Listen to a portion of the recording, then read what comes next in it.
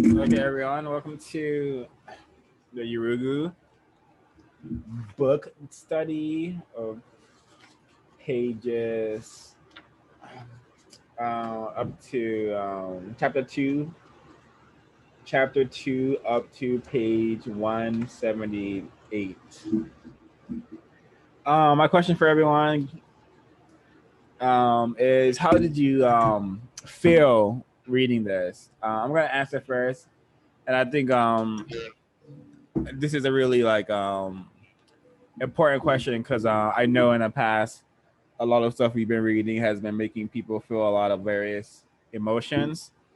So that's why I'm asking. So for me, this made me this I reading this actually was pissing me off because it's just like wow, it's just that the European have always just been like just pieces of shit, just not good people, just xenophobic, murderers, pillagers, and only concerned about their own self-interest and not the self-interest of like the universe.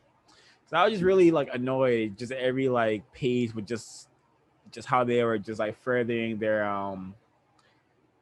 power and how they like the Pope had dominion over places that he didn't even know the name of. And it was so ridiculous how like these white men were prancing about as human gods, as man gods, I should say. So it really pissed me off reading these pages. Anyone else wanna answer that? Wait, can we also do? I like what we did last time when everyone did like a short summary of at least what they read.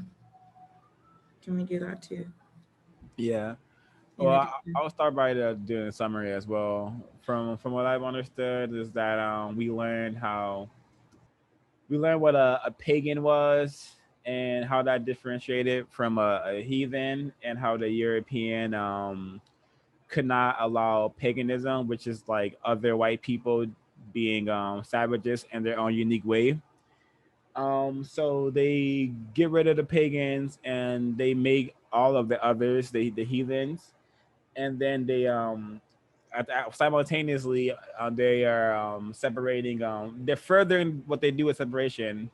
So they separated themselves from their woman counterparts. So we see the separation of men and women. We see like the power dynamics super like shift heavily after Christianity begins formed, and even worse than it was when during the Roman Empire.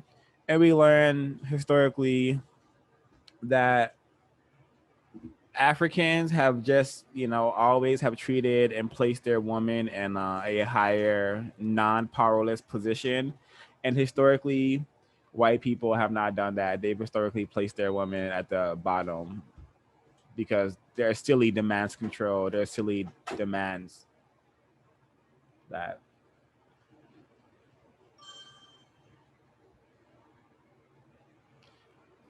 For Anyone? me, what Juan said, but also personally, how did I feel while reading this? Um, I'm kind of jaded by when I learn about what Europeans have done to divide and conquer planet Earth. So I none of this is surprising me, and once again, this chapter and these pages center around separating, like literally calling people heathens and natives. And I even reading this, I now think native means just naive to your future oppressors. Um, I really enjoyed Constantine in depth analysis, I guess, on how insane he was at believing that God actually came to him. I think he had to. I just think that as all humans have the power in seeking guidance from your like higher self, basically your other self. I think Constantine just asked, himself what to do, and then himself appeared, and he said himself was God. I think that's exactly what happened.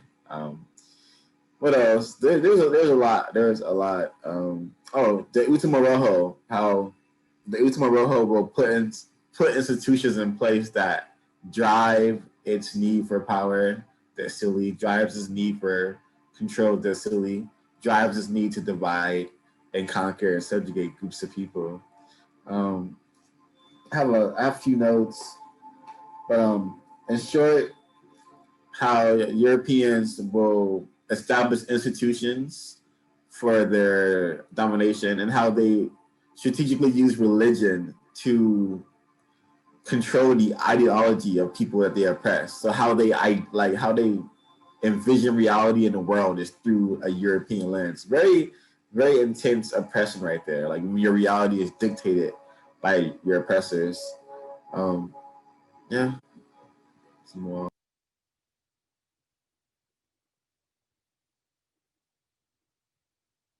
Anybody else want to go? Ash, maybe. Sure, I'll go.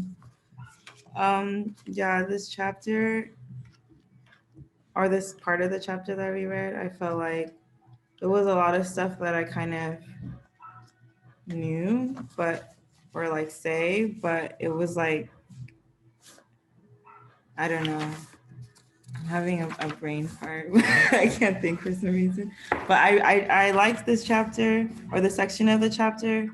Like I've seen how colonization relies on religion, and I thought it was irritating the way that the European mind likes to just like compartmentalize everyone and use people like the whole heathen native primitive section. And I liked the way that she went into like the mentality of the African people, like in terms of how they were subjugated, how they view themselves and their image of their culture once they were Christianity was forced upon them. The paganism section was interesting too, because I thought it was funny the way she explained paganism as like these super violent people trying to find like a religious meaning behind how violent they are. And I never really thought of like paganism that way, because like the only way I've seen it is through like white girls on like Tumblr and stuff who are into like witchcraft and shit. So I thought that was like really interesting. And I thought the patriarchy section was just really, really good. Like it just made me realize a lot about the socialization of women that live in Western countries and the dynamics of men and women in Western countries.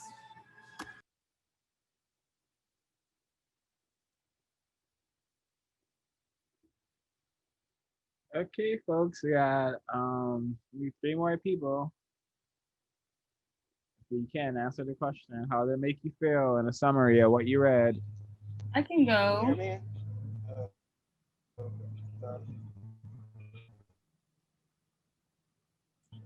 Okay, all ears.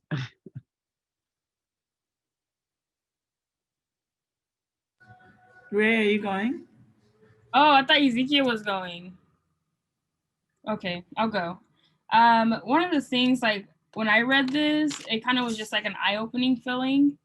I feel like growing up like in a Christian household and like what they shared to you and like going to church and like practicing like this Christian ideology doesn't really go as far as this. Like it doesn't align, obviously. They're not teaching you this because this is just like it kind of doesn't make sense, you know? It doesn't align with like the Christian views, like, oh, love and all of these things and hope. But one of the things I found interesting, like in the readings, is how they use like the conversion of people or the conversion as a way of enslavement. And I thought that like, I was just so mind blown because like, obviously it's like, we know they use Christianity to like manipulate people to do what they want them to do. But in this part, it talks about how it was more about heathenism rather than it was about the race.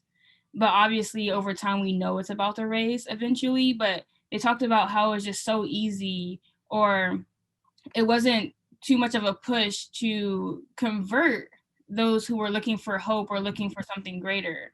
And it was kind of interesting too, as it went on, it got me to thinking like, through enslavement and then pushing this ideology like, oh, God is with you, God has you, God won't like let you down, you know, and then thinking of a mindset, like obviously I've never been enslaved, but thinking of this mindset back then of enslavement and how they could be looking for some sort of hope because they know what they're living through is like dangerous and they know this is not right. But the only thing they can turn to is this ideology of like, oh, there's a little bit of hope if I just believe and do good deeds, that this will like get me out of this situation. Like maybe they will stop, like the Europeans will stop enslaving us. And maybe, you know, it's just like this continuous cycle of if you just have a little hope, if we can just pray on it and move forward. Because even in some of the movies and documentaries that I watch, it's this always this like they're praying, you know, as they're getting whipped, they're praying for something higher to like save them, you know. And then again, it's like weird because in this chapter, it talks about how Christianity is tied to like European Western culture. Like it's tied to them. Like it's like hand in hand. So when you think of like this God and this Christianity, it's like you're reaching out to the white, right? To the white person to save me, to help me, but they're enslaving you. So it's like this never ending cycle. So it's so weird. It's so weird. But yes. Yeah, So Ray, you just like really like recalled some Dr. Frances Cress Welsing information of her theory of the concept of the white God and what that does to the black mind and black body. I don't know if you read that chapter, but everything you said is like, you know, dead on what she talks about. And thanks for sharing that. Wow.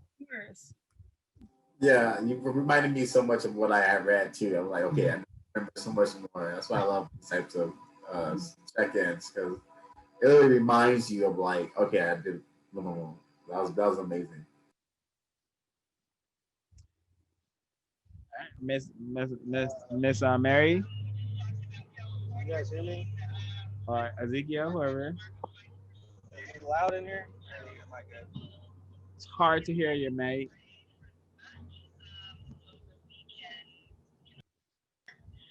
Can you hear me?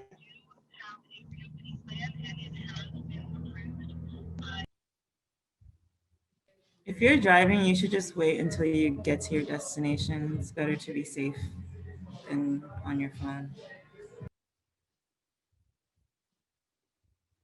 Mary, are you there? Do you Hi, want to yes, go? I'm here. Sorry. Hello. Sorry, guys. All ears. Yeah, Okay. my brain, I'm just having like a hard time like articulating and like gathering my thoughts, but I'm just gonna just bear with me. Just gonna like how this chapter made me feel.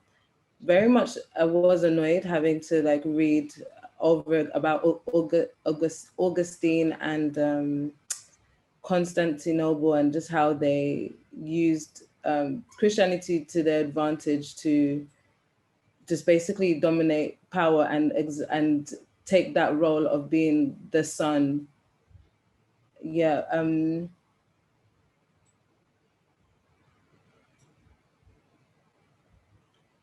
Yeah, and yeah, that's what I could say for now.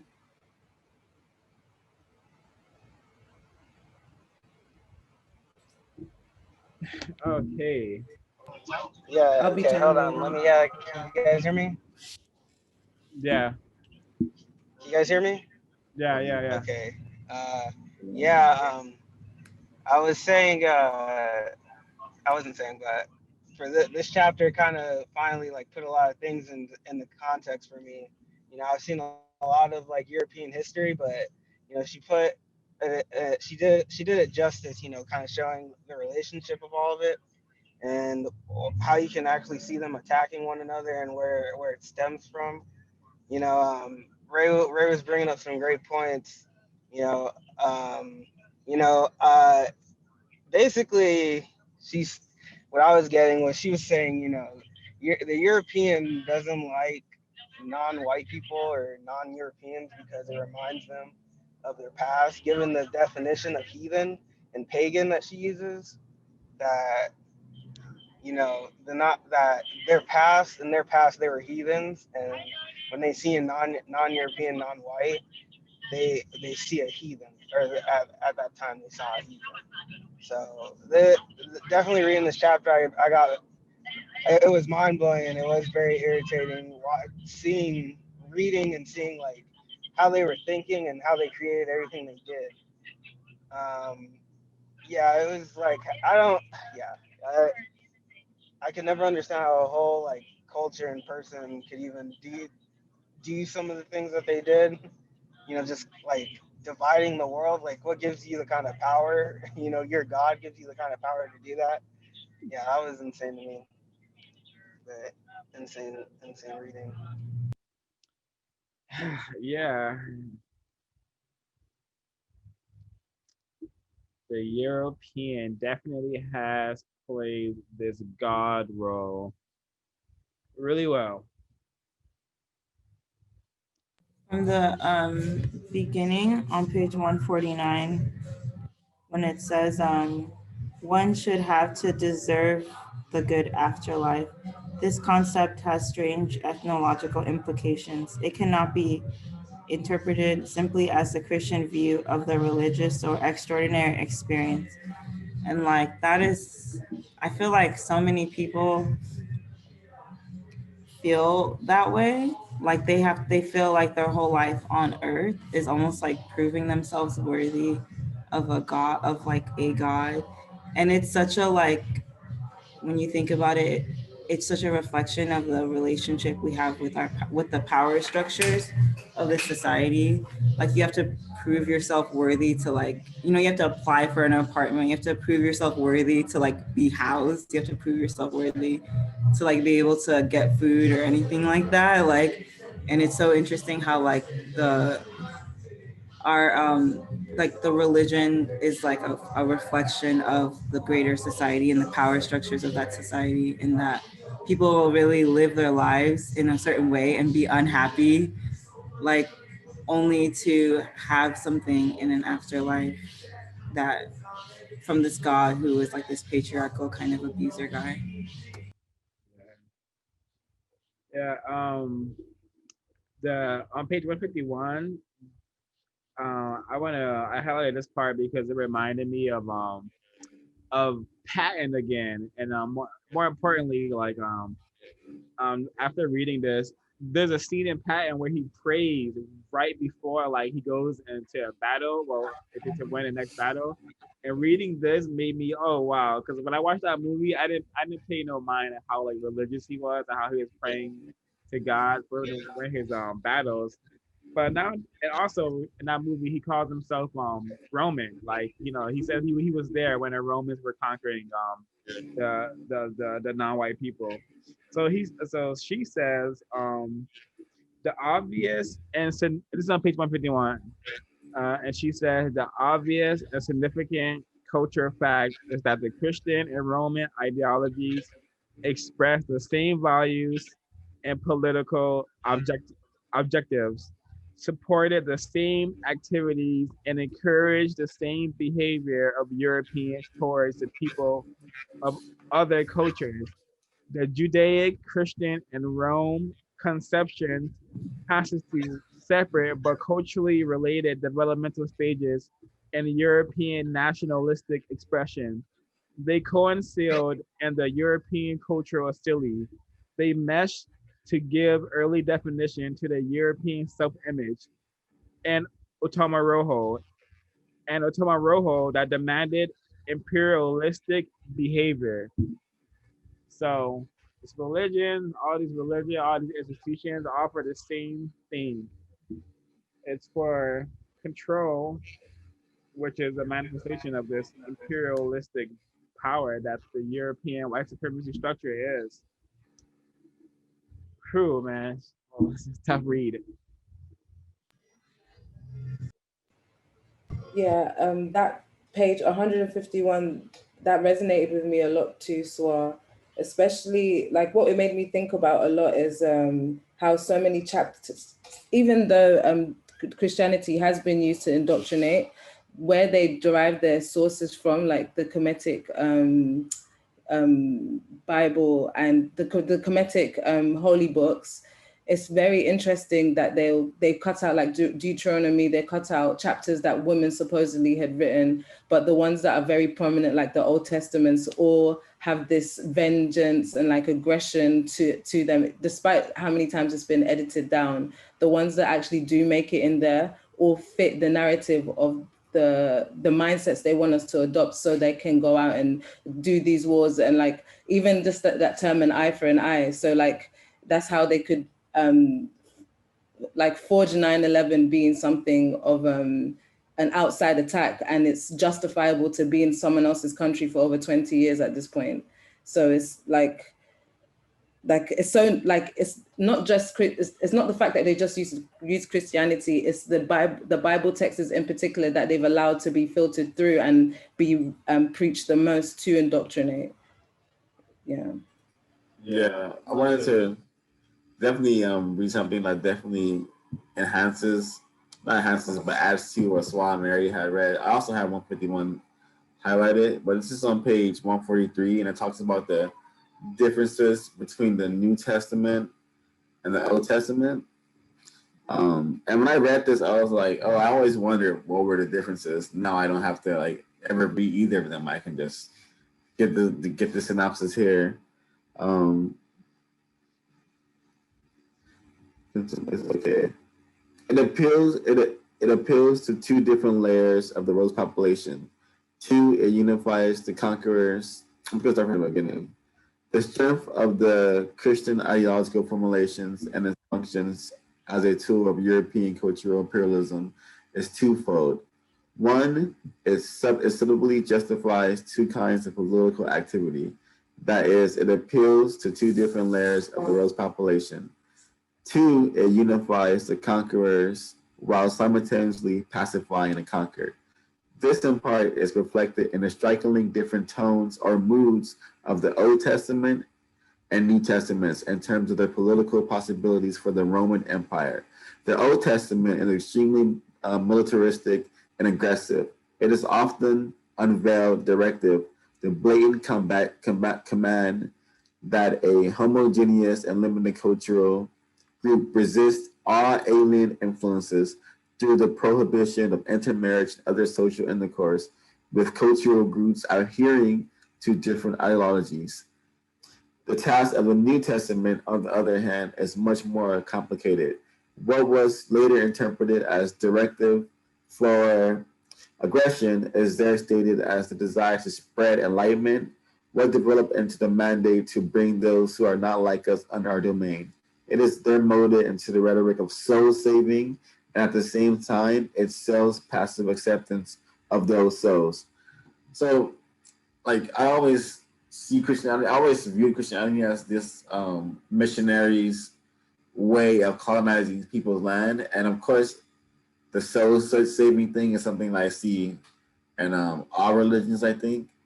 And of course, this reading this makes me know that it's more of like it's not real. This is not authentic, like humanitarianism, as they call it in the book. This is not authentic. This is more of like a lie. I'm gonna use these terms and like tell you I'm here to help you, while also doing the complete opposite. The complete opposite. Yeah, it's a hypocrisy that must exist in this system of white supremacy.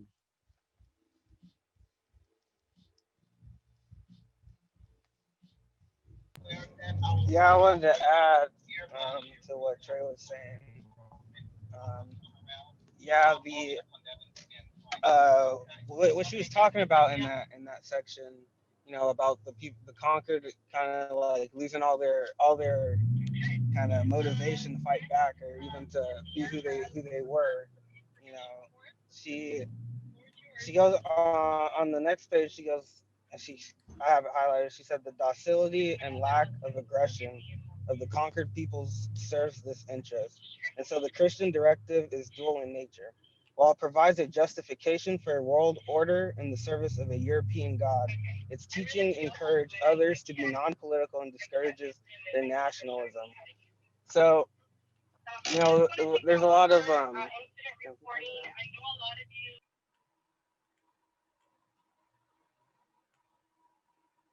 oh yeah, so I think a lot of the reason why we don't see a lot of the world fighting back is because we're witnessing these teachings.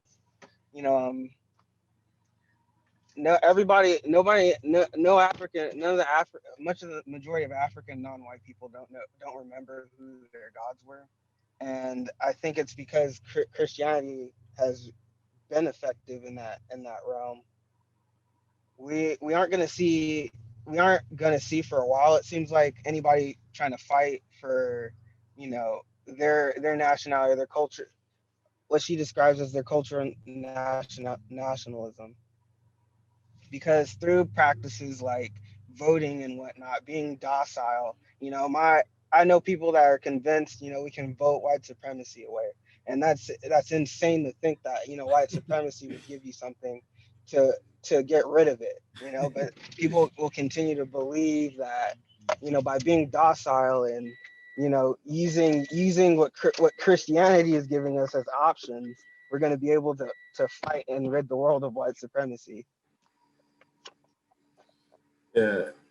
Just to piggyback off of it's saying, also when we adapt Christianity and when you have people like serving a European god, it's hard for a country to unite over one issue, over one problem.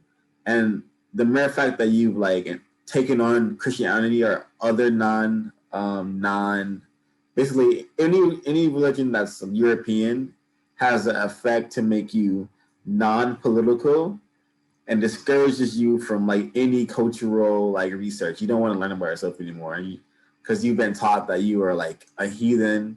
You've been taught that you've been saved basically by Christianity. You've been saved by a European God, and you must serve a European God. And then the cycle is created. The cycle is created where you are not politically interested, and that's happening right now. Like what Ezekiel was saying, it's really hard to. People are optimistically happy about voting, but happily ignorant about white supremacy and using the term white supremacy.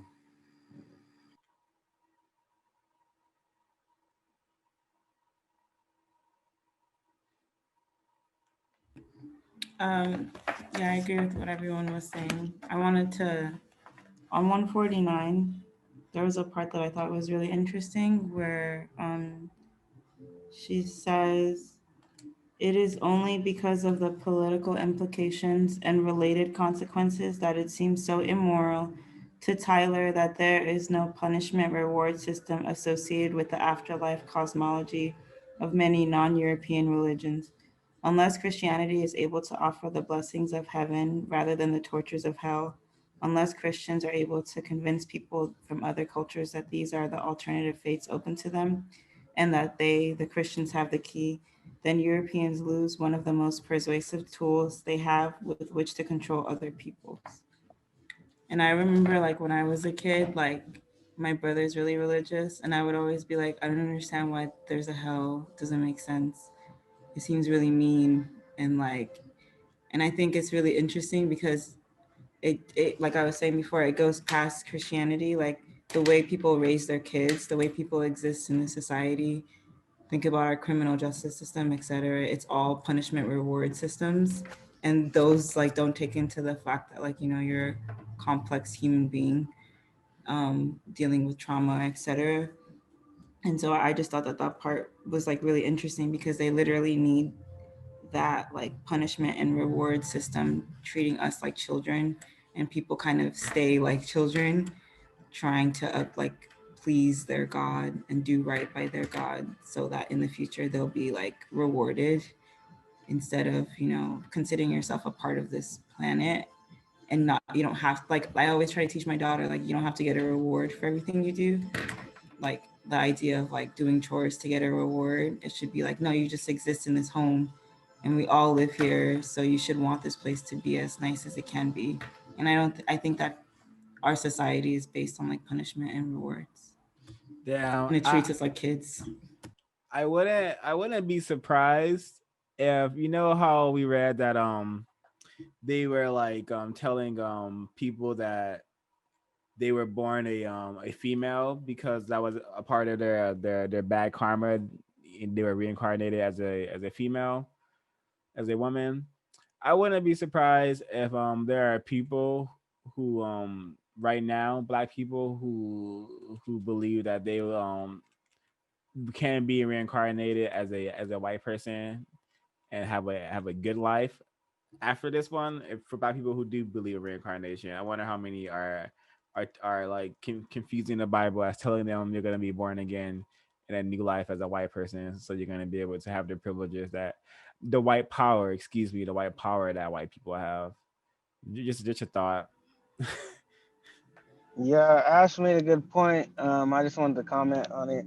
But yeah, there's like the idea in Christianity, that that don't do your best here. There's nothing for you here. Everything you need is in heaven. So like separating yourself from earth, like I don't belong here, or like my real life, my good life is in heaven. I just wanted to make that comment. I think she also alludes to that several times throughout the text, especially throughout that docility. My kingdom is not of this world. Right after what I read, basically. Yeah, and I think it's really interesting too, because like within European culture, they've also like appropriated the idea of like karma, which is like also like in Europeans' mind, like punishment reward system type thing. But really, like if you actually look into like karma, there's another aspect of it, which is like dharma, which is your daily cosmic duty. And they never talk about that shit, right? Because then it would make them accountable to like actually being a good person, like daily, and like, being existing in this world daily, like as a good person. But instead they just focus on karma. It's like, let me do one good thing so that eventually I will get something back from it. And not that they have actual duty to be like, a benevolent person. Um, I wanted to read this on page 145 that coincides with what Ashton and Ezekiel were saying. And it just further gives information about how Christianity has only been used to further colonization and the refinement and sustainability of white supremacy. The Christian doctrine, this is on page 145. The Christian doctrine has only aided the imperialistic ideal, not hindered its realization. Anyone who has ever, with illusions of altruism, approached the battlefield armed merely with Christian rhetoric did so totally unprepared to do anything but further the objectives of European expansion.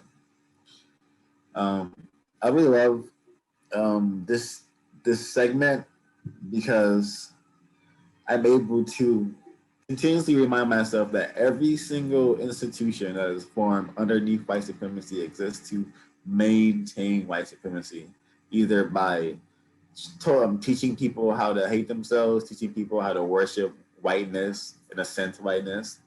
It's just everything, like unified field theory is being more and more proven, and I'm getting a better understanding of the ultima rojo of the European.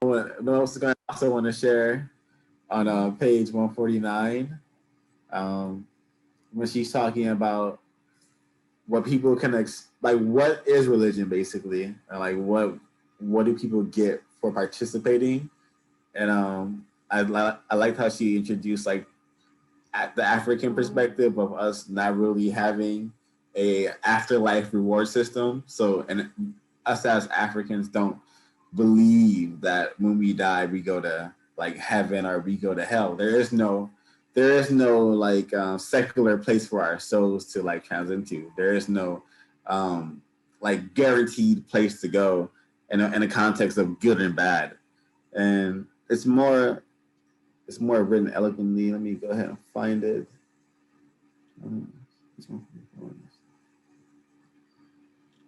Cosmology. Someone else could chime in while here it is. So on page 149, it is only because of the political implications and related consequence that it seems so immoral to Taylor that there is no punishment reward system associated with the afterlife cosmology of many non-European religions. Unless Christianity is able to offer the blessings of heaven rather than the tortures of hell, unless Christians are able to unless Christians are able to convince people from other cultures that these are alternative fates open to them, and that the Christians have the key, then the Europeans lose one of the most persuasive tools they have, which to control other peoples. But yeah, that part right there, like, it reminded me of how much it was as a child. I was so scared of hell, like so scared of being bad. Like if I'm bad, I'm going to hell. All of my decisions were dictated by the thought that if I do something bad, God, which is like I was taught like I was a jealous God, God was a vindictive God, all these things. I was taught all these negative things, but I thought that I would be punished with internal damnation for something I did temporarily on planet Earth, for something I did not think was fair as a kid. But yeah. Yeah, thank you. I agree with everything that I've heard. All that I really enjoyed like listening to Ashley's articulation. It helped me like solidify what I had read today as well. And like I'm following on from like what you just read, Trey, as well.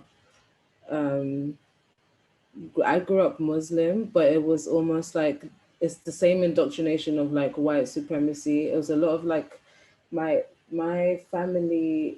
I used to go to like Arabic lessons, and in the Arabic lessons, I'm not really. We were learning to recite, not to actually understand. So I would be asking, "What does this mean?" And they told me it's not important. I just need to like learn how to recite it so I can pray. And I was like, but how am I praying if I don't know what I'm saying? Because I used to talk to God all the time from in my version of praying, especially like when originally I just used to copy my mom's movements in his prayer. I just used to say my own thing. But yeah, so I always knew there was a disconnect being taught here. It was just some form of indoctrination. And that is white supremacy in itself. That is power exertion in itself. The fact that I'm being educated in a way that that's literally telling me I don't have to understand. I just need to learn how to do. That's and yeah. So that's what it made me think about. Also, the fact that they turned it. Yeah, it was almost like something I had to learn, and they said it would make me smarter, and it just went hand in hand with like the statement that I read. Let me just read it out.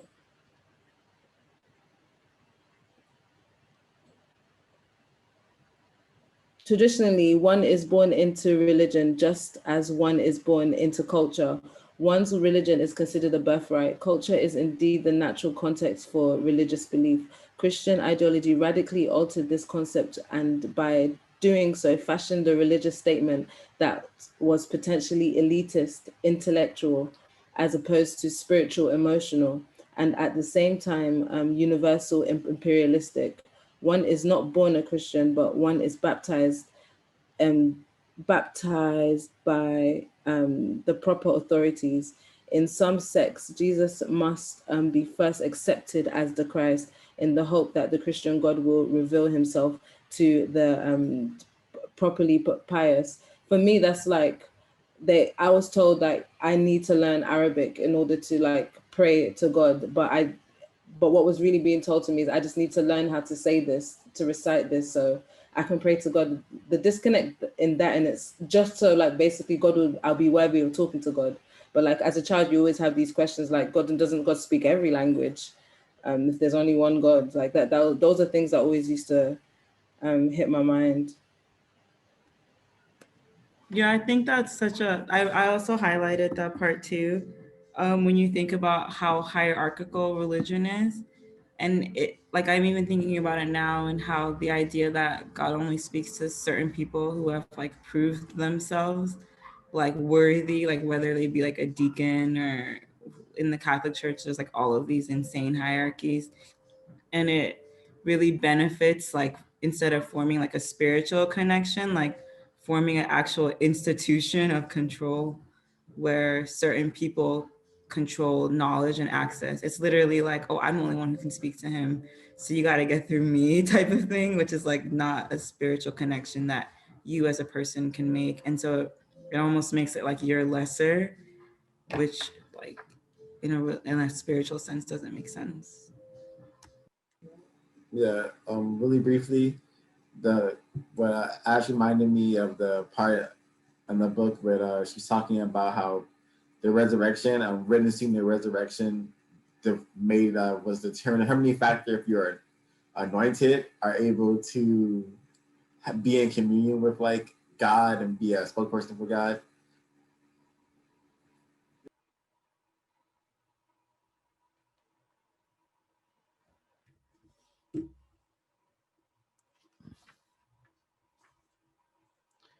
Yeah, so I wanted to read this. It's on page 156. And it's from To Serve the Devil. It says the destruction of the Indians was written into the first chapter of the successful white colonization in America.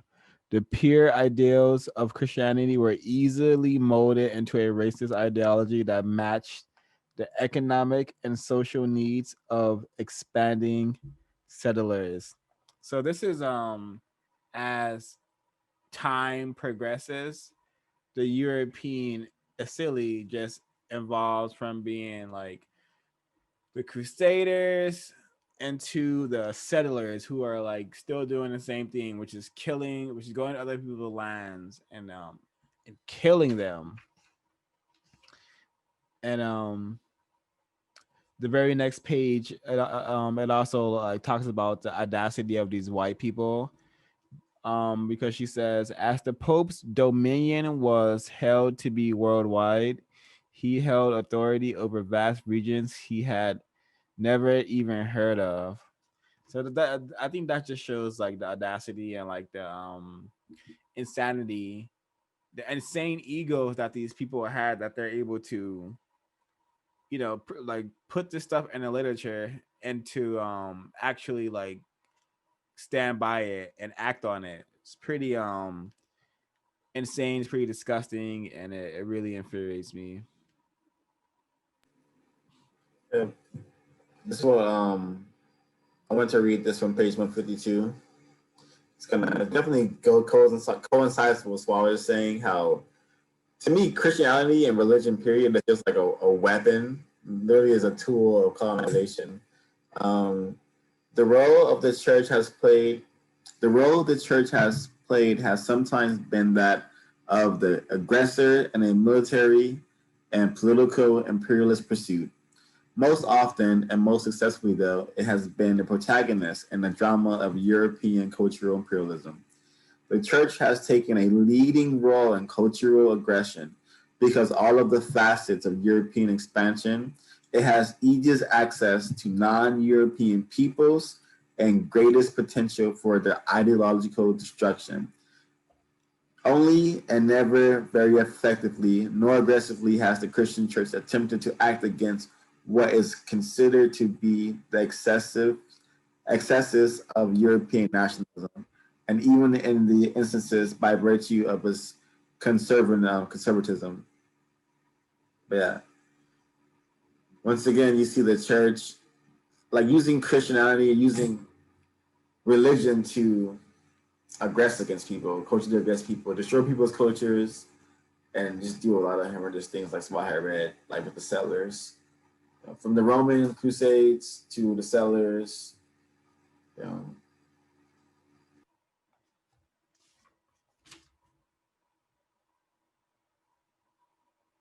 Yeah, and I also want to read this part. It's also on page it's on 157.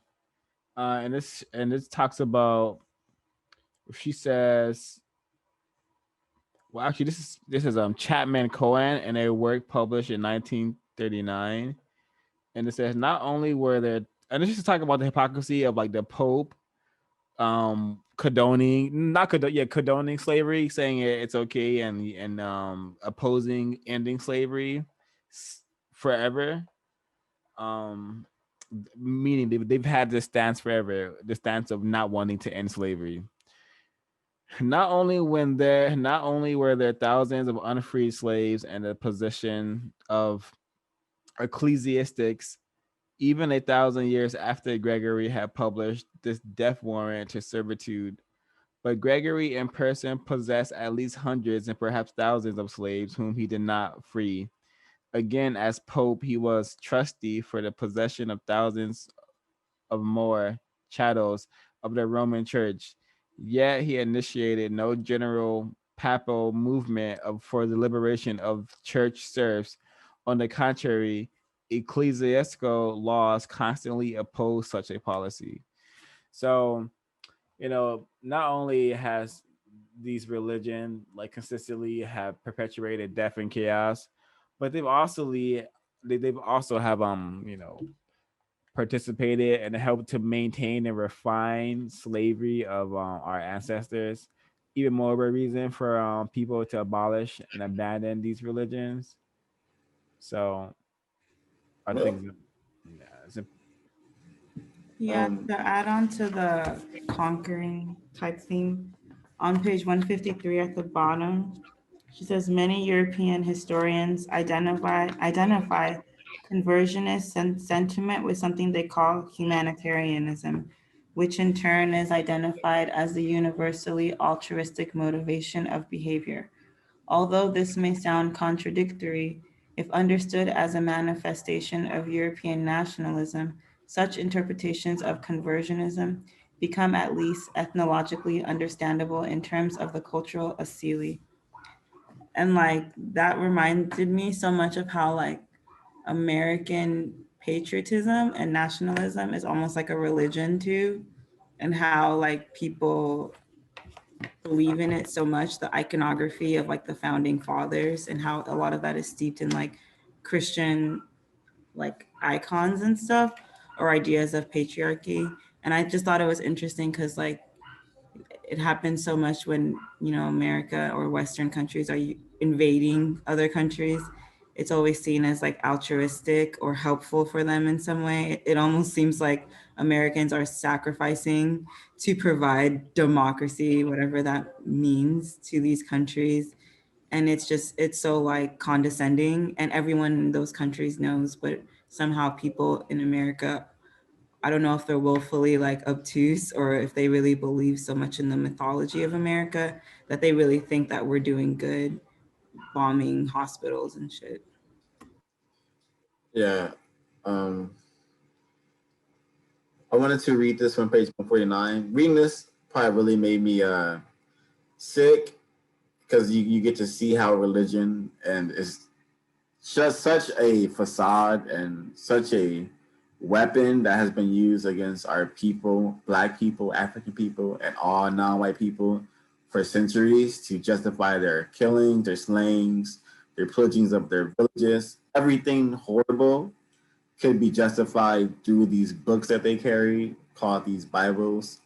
And this is on page 158. Another valuable book Another valuable work, exceptional in European scholarship, is E.D. Morell's The Black Man's Burden, written in 1920. Here he comments on and offers a first-hand account of a slave raid by Europeans. The African was a heathen, and as such fair game for prowess of the noble Christian knights who opposed their steel breastplates, tempered swords, and crossbows to his bare chest and primitive spear. Here is a typical account of those predatory forays.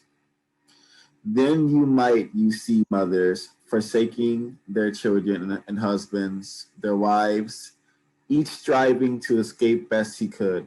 Some drowned themselves in the water, others thought to escape by hiding under their huts.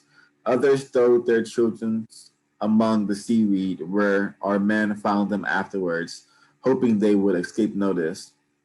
And at last, our Lord God, who giveth a reward for every good deed, willed that for the toil they had undergone in his service, they should that day obtain victory over their enemies, as well as well as a guerdon and a payment for all their labor and expense, for they took captives of those Moors.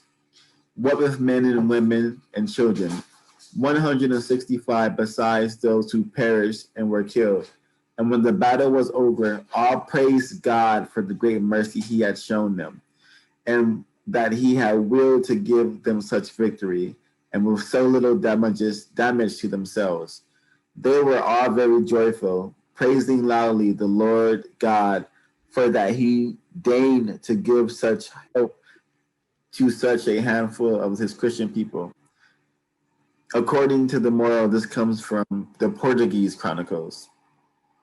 So to me, that's like insane that we could, read stuff like this about Christian knights.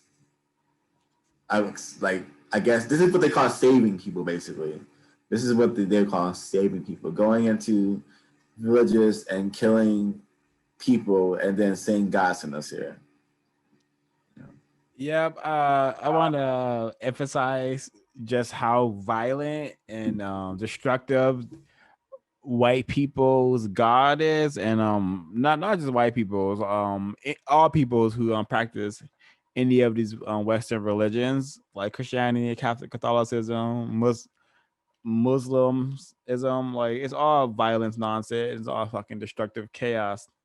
And this is on page 159, and it's from fucking from the Bible. It's from it says, now go and smite Amalek and utterly destroy all that they have, and spare them not, but slay both man and woman, infant and suckling, ox and sheep, camel and ass. And when the Lord thy God hath delivered the city unto thy hands, thou shalt smite every male thereof with the edge of the sword.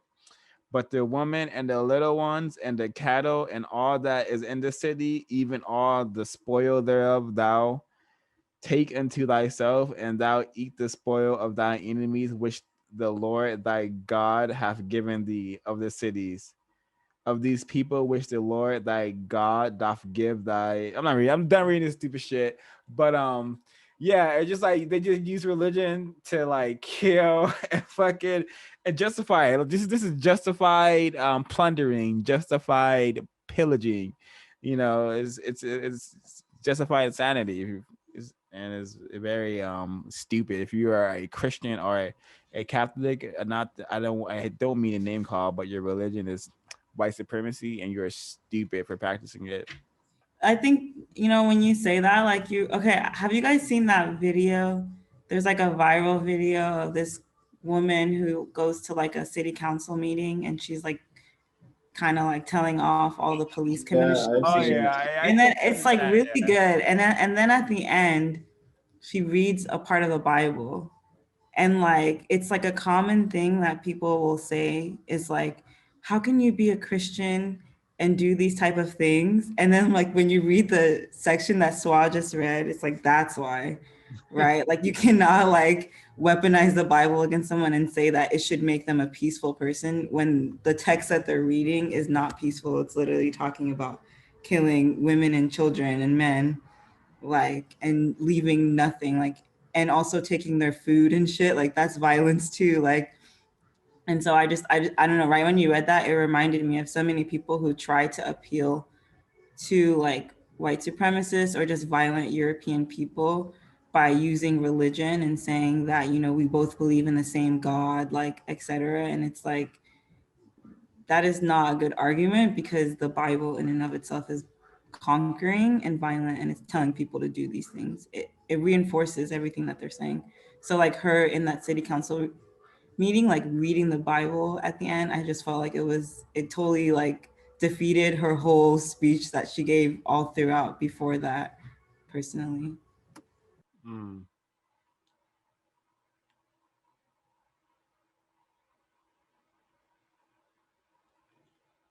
Anyone else have any comments? Anything you want to share from the book as we progress? Yeah, going off of what Ashley said, I definitely agree. She's trying to that, like, she doesn't understand that that God isn't her God. You know, going back to the movie, like, you know, the grandma asking, like, does he protect you? And that guy, the God she's referring to does not protect her or even know about her or care about her. You know, so her going off and doing that definitely defeated the purpose. And she the speech would. I haven't seen the video, but it would definitely have been better off if she just didn't even mention that. Yeah, like she gives this amazing speech, and then at the end, I could just imagine the white people in the room like, oh, you're talking all this shit to us, but you're still praising our white God, and like Yeah, basically let me read feeling this like part. not feeling like, you know, a dog. What is that? All bark but no bite. Like no actual change. Yeah, For me, it's yeah, like, let me read this part. sorry. I don't know if that's right. Yeah, for me, it's like,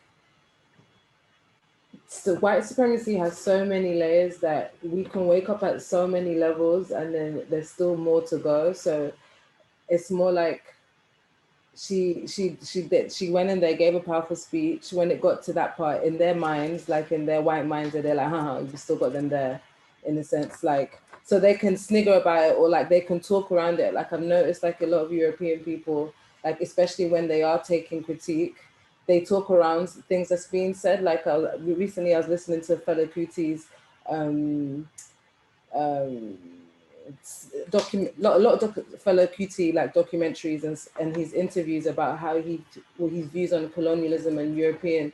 He's actually somebody that everybody should kind of like be aware of, like the kind of things he talks about. He really brings in like how crazy it is to adopt a European mentality, and how can you think like an African if you've been learning English all your life. He talks about how we learned them, like what's going on in SARS right now. Um, they're talking about police brutality, but how do we have police brutality amongst ourselves? How is white supremacy functioning in a non-white country? Like, and that's colonialism. That's the colonial mindset being put in place. That's Christianity being one of the major religions in Nigeria, despite having Ifa traditions. The main corporations and main governments where they set up are Christian-based secular type of thinking, and it would make sense that in the police department, police brutality still exists there when there's disparities. So okay, so just to like zone it back further, more into the text. Let me see if I can find. I'll get back to that, but the main important point that I just wanted to make is that Christianity, if you have that in your mindset, then you're going to, no matter what, how many levels you are progressive, and there's going to be certain levels that they're still controlling you. And if they, at that point, no matter how progressive you sound, can still feel relaxed because they know that you have more work to do if you're going to actually be at the point of like revolution for them. Yeah, it's like the unified field theory diagram, like the different levels.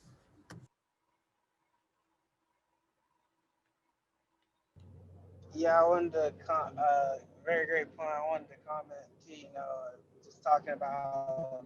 Yeah, you made a great point about Nigeria, like white supremacy operating in a non-white country. You know, and I think that's definitely because of Christianity. On 159, I think this is right after what Swal was reading, where it says, from its inception, Christian ideology has traditionally condoned and often mandated violent aggression and brutality on the part of the European. The members of the special forces are simply taking direction from the Bible. You know, that goes back to, you know, that also goes back to that lady using the Bible. You know, like the Bible is telling these people to be violent towards you, like, you know, so you using the Bible to just like you can't do it, you know. Um, and that goes to also towards, you know, the Christian ideology and functioning in those non-white countries. You know, as long as that continues to function, we're gonna keep seeing, you know, like things like police brutality in Nigeria and civil wars brewing in those countries. Yeah, and I think what's so like pernicious about the Bible, and almost like so cunning, is that even if you're like someone who with the best intentions, you literally have to have a conquering mindset, because you have to believe that the only way through heaven is through Jesus, or the only way to heaven is through Jesus. Therefore, if you see your family not believing in God, you are going to feel this type of guilt that you don't want them in hell. So you'll try to conquer their minds to believe this type of religion. Like, so it forces even people who are not necessarily, like, I would say like a lot of Black people are not necessarily like trying to conquer anyone or like force the religion on people. It's more like they feel like they have to, because if not, they will receive eternal damnation. And I think that's like really cunning about the Bible, is it literally forces you to conquer people. Yeah.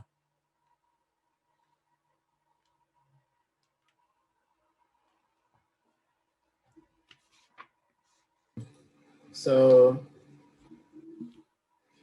I want to talk about how violence directly coincides with religion, and not just Christianity, all religions, um, including the pagan ones. And I just think it's really interesting how these men thought it was necessary to get swords and get on boats and like go spread Christianity, like go spread this war. And I do not believe that Christianity is something that they actually are spreading. I do think the Sui is driving them, and the Utamoroho is just using that as part of the equation for domination. I do not believe that they're actually believe in this. I do believe that they believe that they are entitled to planet Earth. And this is a quote that she's reading on page 163. And to me, when I read this, I was like, this makes so much sense why they're so violent, because all their gods that they've created are extremely violent. It's like insane. On page 163, violence and battle were always at hand in the lives of men of the heathen period in northwestern Europe. This statement by H.R. Elias Davison allows us to glance at the warrior gods of northern Europe: Wodan, Odin, Tyros, Mars, Mercury, Tyr, Idra of Aryan India. There are others, but the pattern is clear. War, the warrior, and violence were worshipped among these Indo-European antecedents of the present-day European. Odin, a warrior himself, held to be the divine ancestor of the Swedish, and most of the Anglo-Saxon kings rewarded those who served him and who died in battle with weapons, immunity against wounds, and their place in glorious Valhalla, the famous warrior heaven. The belief of these ancient Northmen and women were a testimony to the glorification of war. So we have I really do believe Europeans are like of a class of destruction, where like their whole goal is to either destroy or conquer, destroy or conquer, destroy or conquer. And it's very evident in how climate change is happening. So planet Earth is actually being destroyed via like European, Western white supremacy. And that's really important to read, because you're going to be violent if the root of your gods and things that you worship are violent in nature. Yeah, I agree. And I want to read this part on page 169, page 161, because I can now contextualize some parts of my life I want to talk about after this. So it says and she's quoting someone. She's quoting Chinwezu. And she says, he says actually, unquestioning, well, total admiration for Europe had been instilled into them. Besides the technical skills they would need to carry out their practical duties to their employers, they were taught to be Christian, where values of a servile making sword, unquestioning obedience to white men was presented as a cardinal virtue. The retooling of their minds and values were entrusted to the schools, whether run by missionaries hunting for black converts for their white heavens are run by colonial bureaucrats. These imperialist schools not only taught reading, writing, and arithmetic to their inmates, they also stuffed their heads of their victims with church devotional hymns, filled their psyches with submissive Christian attitudes, and undermined their attachment to the culture of their ancestors. These schools inculcated their in their words a Christian theology and cosmology and Western individualist ethos that weakened their African identity, destroyed their commitment to an African communalist ethos, and erased their sense of patriotic responsibility of Africa. So I read all this because when I was younger, I had access to watching this thing called Banned from television, and it just was just a bunch of clips of just violence, like people being shot and murdered and whatnot. And I remember a segment of seeing like these British people telling these black people like giving them a command, and then these black soldiers are would go and shoot or kill a black person. So I'm already seeing as a young child like white people telling black people to kill other black people, and they do it. And this should never be a case. You should never be able to, or a black person should never be should be conscious enough or be insane enough to kill someone who looks just like them. But due to white supremacy, like the self hate is so global and so like embedded in us that we have in every place on the globe white supremacy, and we have people being mistreated on basis of their color. So now I understand why those people were being murdered by people who look just like them, because white supremacy and the whole background, like the military and God go hand in hand. So it makes perfect sense to me now. Yeah, I highlighted like that whole quote too because it reminded me a lot of like my childhood and the childhood of a lot of people in Ghana and stuff. But I also think it's like the line about, you know, unquestioning obedience to white men was presented as a cardinal virtue. I think that's in a lot of people's psychology. And I think it's like reminded me of Addicted to White, because I think that we're taught at a really young age to like really, really value what white people say because we literally study every single facet of their history. Um, and I think that it really does a disservice to a lot of kids because it fucks you up when you grow up because you really feel like the only way that you can succeed is to be obedient to white people, and white people exist in like all the power structures. So it's why, you know, people won't even talk about how white people are like genociding their own people in front of white people. Yeah.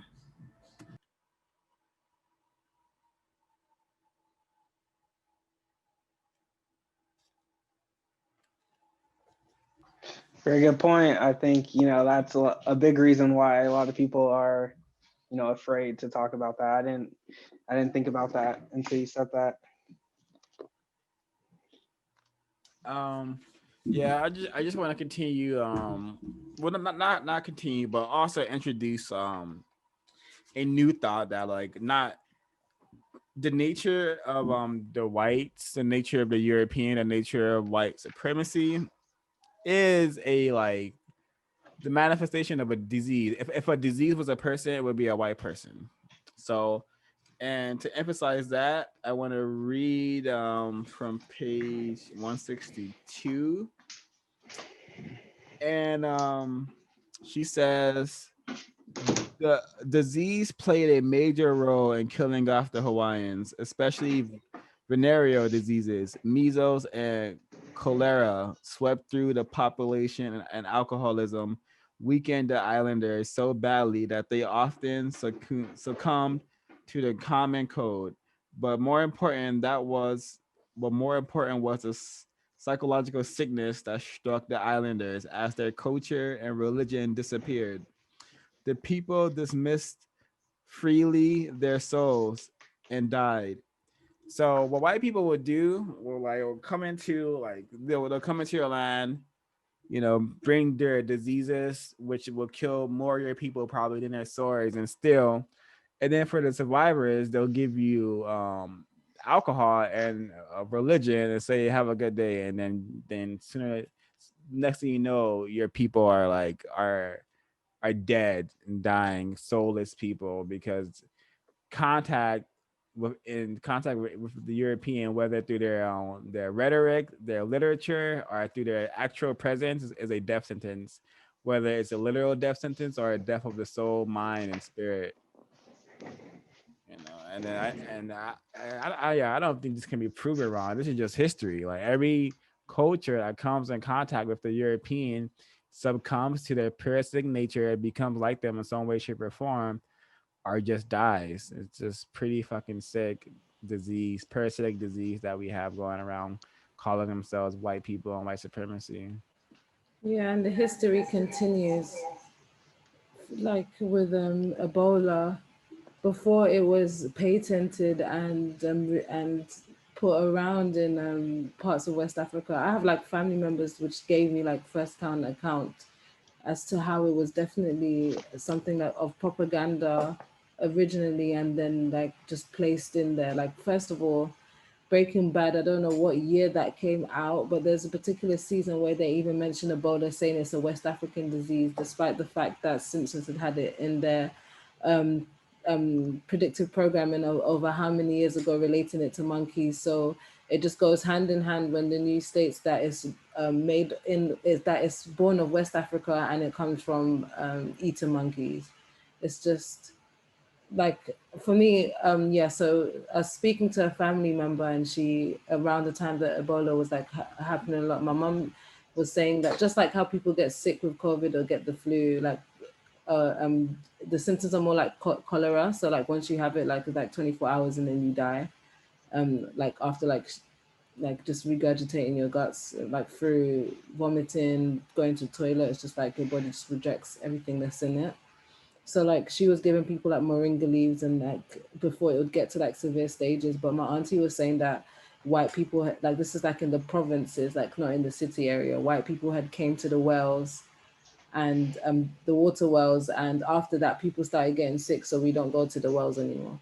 That was just like literally her logic towards it. And then I'm looking at the news, and BBC are like giving out this rhetoric that the government are not doing anything, like not making but filming and interviewing people in the streets saying that. And then there's like news reports in the rate, like in the Al Jazeera, stating that it's a patented disease from the Americas that's been put over there. So just like looking back at history, we can literally just look as far as back as like 5 or 6 years ago. It constantly keeps repeating itself, and it's just done more, I would say, more strategic, or I don't want to call it civilized, because it's the opposite of civilized. It's barbaric, but in a civilized manner. Wow, It's Mary, a way thanks of for that. eradicating and controlling in areas that they want to actually go back into colonial. They want to go back and colonialize them. I know they're not happy that most of those countries there have independence, and by constantly giving the rhetoric that the government can't take care of itself, like even like with what's going on in Nigeria right now, they can definitely keep delivering the message that we can't self-sustain and they should come back in with their UN nations. So yeah, Yeah, I think Mary. that's such a great it's point, Mary. Like, disheartening, but yeah. yeah, like they do that in every country, try to make it seem like the government is like incompetent so that they can be like, and it was even like the thing that was happening in like Hong Kong. Like, I remember like on the news they were talking about how some of the Hong Kong protesters wanted to go back to British rule. I even talked to my mom about it, and she was like, those countries were better when the British controlled them. And I was like, what? Like, No. I think like the media really perpetuates this idea. And when you go to like Ghana has one of the lowest rates of like COVID deaths, and like America has like this insane amount, even though Ghana is supposed to be this country that's seen as if it has like no infrastructure or something like that. Like all of these things are like implanted into the news to perpetuate stereotypes about countries so that people can be like, oh, we should invade them, we should control them, etc. Exactly. Sorry. These times Ghana's hospitals are some of the best, like in the whole of Africa. My mom traveled from Sierra Leone to Africa to deal with like her husband's heart attack when he originally had it. So she didn't think about coming to America or England. They went straight to Ghana, and because people fly out back home from like London to deal with like made matters of the heart, or if they feel like it's close to death, they definitely will like go back to like their home country, like Ghana in particular, because of like how advanced they are in their medical field. Yeah, Mary, thanks for Yeah. sharing that, because that's a good example of how white supremacy refines its like terrorism on non-white countries and maintains, because like the whole Sierra Leone, Ebola, and like the entire thing is white supremacy 101.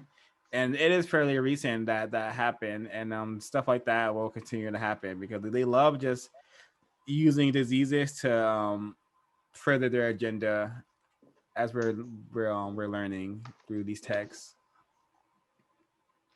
And Yeah, I think it the plays into a lot of like stereotypes too about non-white people. Like they say that a lot about the indigenous too, that they died from diseases that the Europeans brought. But like a lot of them were just like genocided, or they like intentionally gave them those diseases, and it plays into ideas of non-white people as being like dirty or something and like more likely to contract diseases, which is like I think why Ebola can happen and people not even like blink an eye or think that there's anything suspicious about it because they just mhm. assume that Africa equals dirty. That's what really Yeah, gets me as well.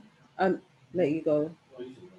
I was gonna add, I think that goes. She mentioned, I think that goes to that whole idea of like sophistication. Like those people not being sophisticated. Um, your mom kind of saying, Hong Kong's better off under British rule. It's the idea of like them not being sophisticated. I think that's what she mentions in the book. I just wanted to add that part. Yeah. From sorry, what I was saying, like what really gets me is the fact that they constantly project this idea of like the being like the sanitary ones, the ones that come in and quarantine and will give you the vaccine and the what you need to travel. But despite the fact of why aren't we screening, and when in our countries that when they are visiting on a holiday basis, on a consistent basis, why are we not screening them for things that we've never had? Like my friend coming over here from, she was born in St. Vincent. She moved over here when she was like 12, 13. She said that when she was 14, it was the first time she got chicken pox. Like she didn't contract that in the Caribbean because they don't have it there. And it's like we don't check for the diseases that we are being exposed to by being in England, or people traveling from England over to Sierra Leone for the first time. But we're like majorly concerned with malaria, and have you traveled in any tropical country, and like if you've been to any of these countries that had Ebola, this and that. The first place that should have been quarantined was like England. Like I've listened to so many different interviews of like the Windrush generation coming in, like being welcomed, and then saying that there was like crab louse on like the bedding, and they were staying in the areas that are considered very like central and like West London. It's now been moved out and gentrified, but originally that's where they moved out to, and they brought life there and cleaned it. They said it was like constantly foggy. So we were walking into these diseased and trapped places, but the rhetoric is constantly that the Europeans are the ones who sanitize and sanctify. And reading this information and knowing the ISIS papers and understanding that the Sealy of projection that they hold is just, it gets me. It's annoying. It's highly annoying. Yeah, I Yeah, want to especially add what oh, you're go ahead saying if you could say. to what you're saying, Mary, because you brought up a good point about like, Europe having all these diseases. Think about like COVID, how, Ghana doesn't have any like cases or anything. They're doing really well, but like nobody's like trying to figure out what they're doing or how they're dealing with it. Instead, we're all assuming or hoping that, you know, Bill Gates or Europe comes up with a vaccine, and they're the people that are struggling with it the most, you know. So I think that was a good point that you when you were speaking, that came to mind. Yeah, and I think too, like what you're saying, Mary, about it's a projection is so true, because even like modern day, like sex tourism is such a big thing from like European men going to especially like South Asian countries and bringing like venereal diseases to people there. And like Hmm. there's never like a screening for that. Like when you're like going into like when people are coming back or going into those countries, because most likely like they're spreading diseases to those people and then bringing them back here too. Okay, so and when I read this part on page 163, wars spring from the nobly born. 163, and my decoding sensors popped up, because this is just in this like one two three, just in these 4 5 words I'm able to decode that war is just something the European needs to do. It's just a part of that nature. They cannot exist Yep. without warring and mass death and mass killing. But this is Hmm. why they've always been a people that was sacrificing hella people. Like, it's fascinated with blood, fascinated with violence, and this could be due to what was mentioned in this chapter about how they had to grow up and like they had to contend with harsh environments. But god damn, the environments ain't harsh no more, so adapt to to humanity and stop being evil fucking pieces of shits.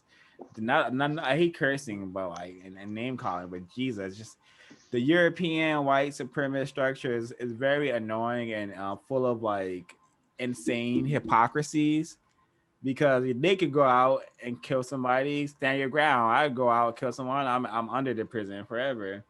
So this hypocrisy is still here today, and yeah, time for this problem to be solved.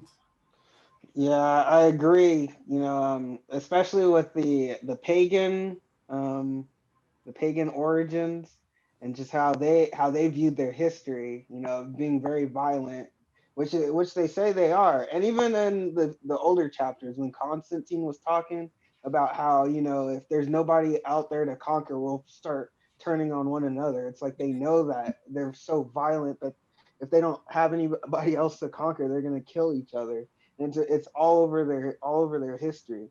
On 163, it says, "War, the warrior, and violence were worshipped among these Indo-European antecedents of the present-day Europeans."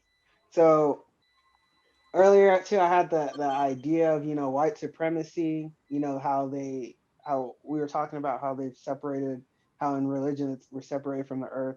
So you see a lot of like shows now where in the future, you know, white supremacy has left Earth. The Earth is dead because white supremacy killed it, and they're out in space, and hold and behold, they're still fighting. They're still at war. You know, it could be with other, you know, white people that have, you know, migrated off into other areas of space, or the other that's so represented. You know, an alien or some kind of monster. You know, and it just goes to show she does such a great job. And why for me I like this, because it really like got it put into like context how like how violent and aggressive European origin and history is.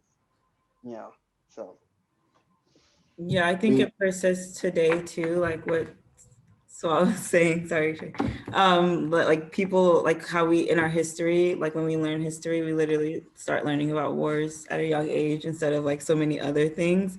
And mhm. I think it's also interesting when you think about people who like do war reenactments, because they literally like are just so obsessed with the idea of war and violence that they have to I'm reenact. sorry to cut you off, Ashley, but I had to be in a war reenactment in middle school. So I thinking about that, What you war know, was it? I think it was actually like the Civil War or Oh, something. Jesus Christ. I'm so sorry, Ezekiel. Yeah, that was like one of the things everyone looked forward to. I didn't look forward to it, but you know, they forced all of us to do in 8th grade as part of like graduating. It all had to be in a war reenactment. So yeah, I'm sorry to cut you off. I had to say that though. Dang. Yeah, that's honestly, now looking back at that, that's really some sick shit. You know, like It is. It is. making me take part in like, you know, this what they idealize as like a great war that freed the slaves and everything. You know, like just seeing me on that battlefield and the symbolism with it. Yeah. Yeah, that's Um, definitely some sick shit. I wanted to respond to what Ezekiel said earlier about, and what's what I said about the need for war, like the silly drive for war. I really do think like the Boogaloo movement and like all these white supremacist movements, like you go to like any type of social media platform, you can find white supremacists like protesting with their the AR-15s, the M4 carbines, and like assault rifles and their handguns on their waist, like literally ready for war and calling for a civil war. And it just shows the European assembly is still very much the same. Like they are a war people. They need war. They need to kill. They want to kill. They're longing to kill. They're longing to be able to walk outside and shoot whoever they see that isn't white. You know, who doesn't fit their Asili, who doesn't like fit their Utamoroho, who doesn't fit their Utamawazo. They're longing for it, and I do think we're like transitioning into that portal. That's why we see constant videos of black people being slaughtered, constant videos of Mexicans in cages. This is all like leading up to something. Like just like Constantine left the door open for Augustine.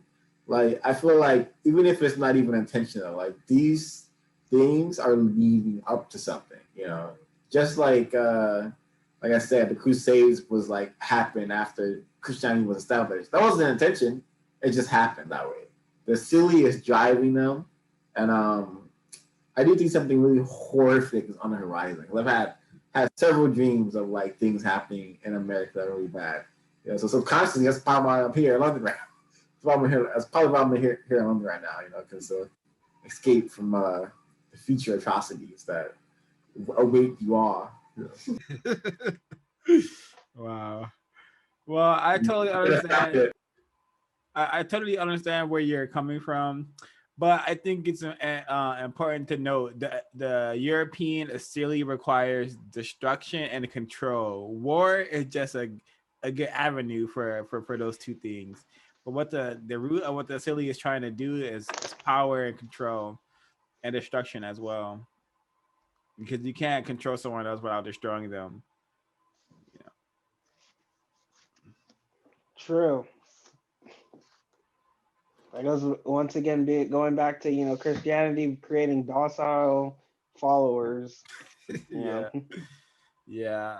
It's like People in churches right now with masks on, you know, just horrible kids in there. It's just, yeah, I why? saw What are that. you doing on a Wednesday night?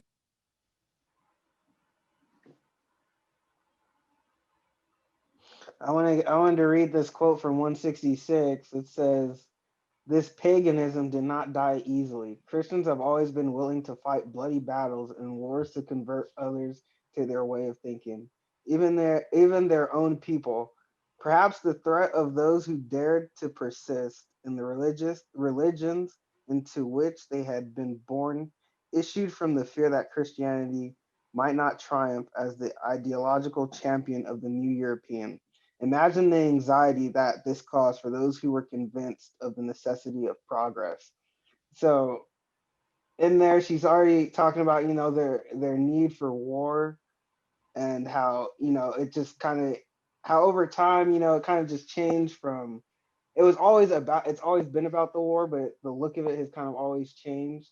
it was done under progress now. It's being done under progress or being done to convert others.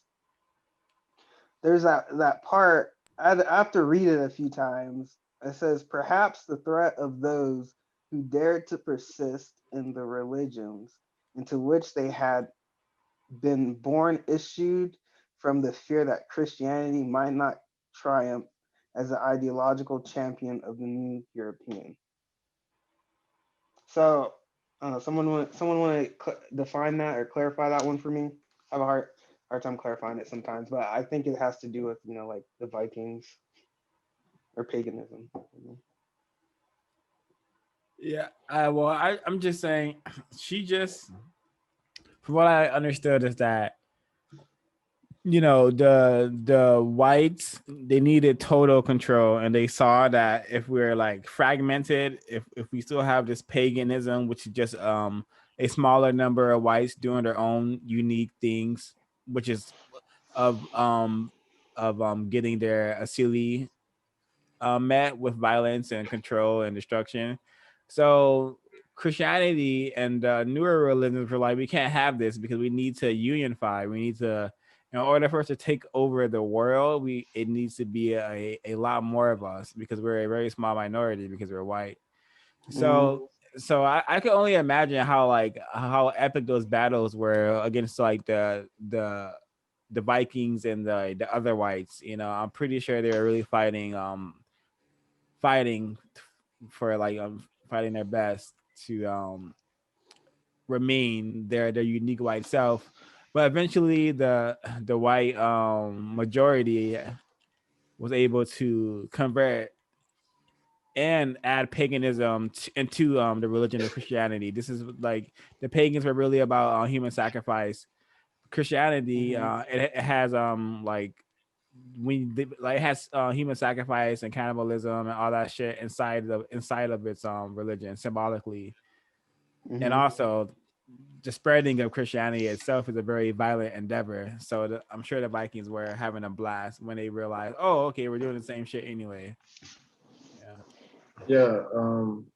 I, what's said is totally true. My interpretation and what I believe she is saying is that we needed people to practice the same religion, the same. We needed people to practice the same European behavior patterns, and we needed to be on the same page as far as our hostility. So that's why they went to great length to like go to war with each other, because they had to kill themselves for them to be for this ideal Christianity to be spread so far and to become the norm, not the normative. So yeah, I definitely think that if they had no issue killing people who look just like them in order to be the ones who had the idea that would be the new European mindset, the new European thing that would like control how Europe manifests throughout the like whole world. Because like, we could all be like doing Viking shit, but no, we're doing like European Christianity shit. Yeah, that was a good point. They're very horrible. Like they're not good. I'm just saying it could have been another white. Yeah, those are good points. It made me like kind of understand. Damn, I'm having a brain fart. Made me understand. Oh, the necessity for war. Like Christianity really couldn't have been achieved without all the bloodlust and all the blood like that had to be shed. Because as she like states throughout the text, like previous religions before that weren't like that. They weren't imperialistic. They weren't trying to convert others. They weren't trying to, conquer anybody.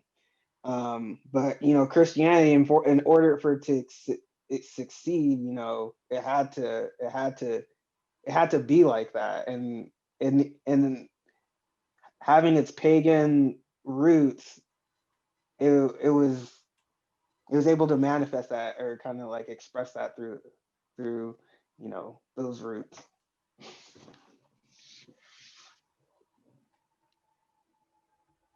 Yep.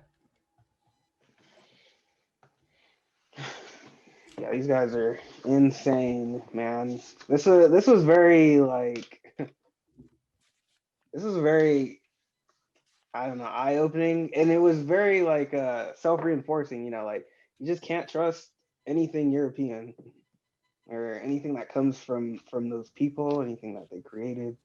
It's just not good for you. Taking Yeah, taking part of it, taking part of it is like you definitely like agree with a lot of this shit. yeah. Forgive Yeah, I me actually if wanted. Oh, go ahead. So. forgive me if anyone has read this, but just to like emphasize everything we've been saying, this is from 176. Meanwhile, by 167, pagan Indo-European culture was violent, aggressive, xenophobic, and individualistic. Its religion called for the sacrifice of human blood, as did many religions. Is the answer that then that Christianity was more suited to the European Utamarujo because the Europeans became more peaceful, loving, and communalistic?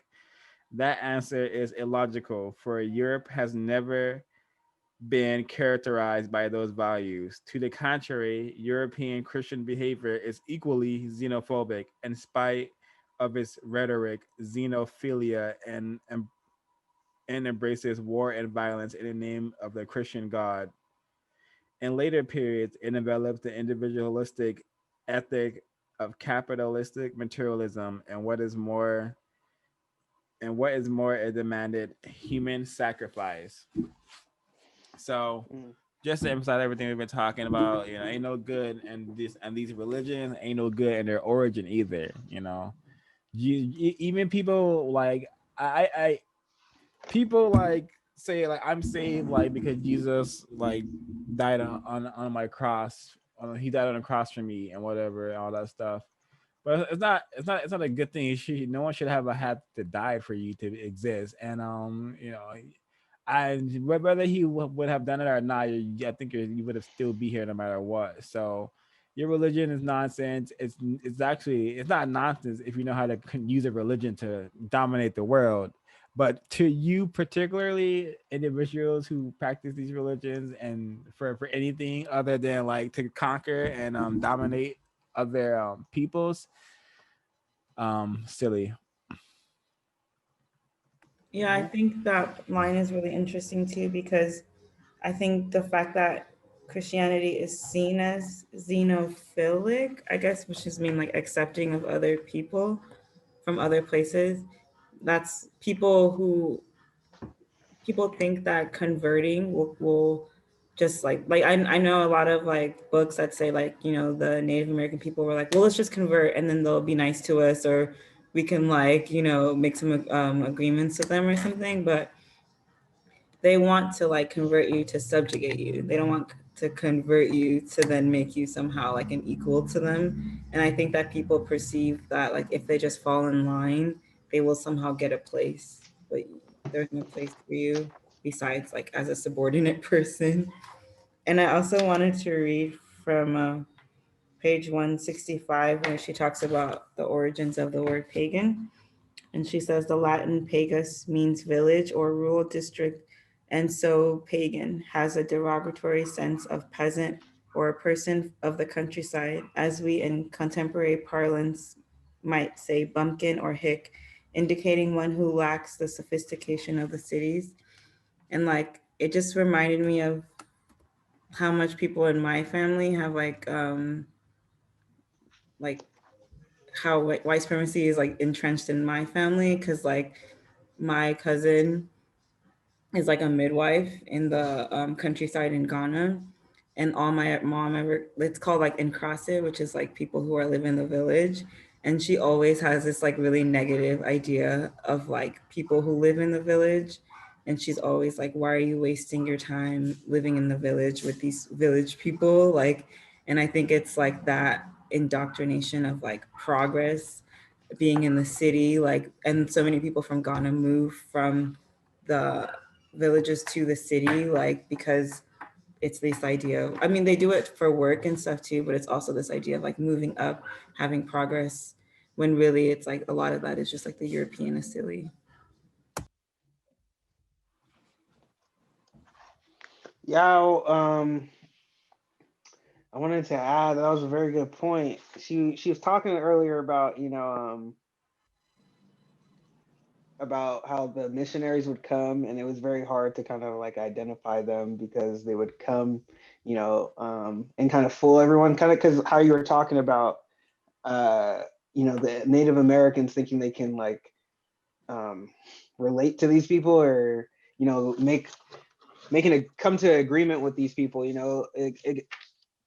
She talks about how missionaries were going into the country. I can't find the quote right now, but how missionaries were going into the country and they were smiling. So it was very misleading towards people. But like you said, in the end, they ended up being subjugated. Yeah, that's a great point. That was on page 162, by the way. Oh, thank you. Yeah, of course. I highlighted that too. I want to go like a few back to what Swa was saying on page 167 and how he talked about like the European Christian behavior and how it talks about like war, violence, and all of these things. But one of the things that I think about like as we're talking, sorry, I missed a little bit of the discussion, but from the beginning, we talked about how it was just like, oh, we're going to patronize you and convert you and want to do all of these things because you don't believe in our God. And then it gets transitioned into like, once you start believing in our God, now we're going to hold you to the standard.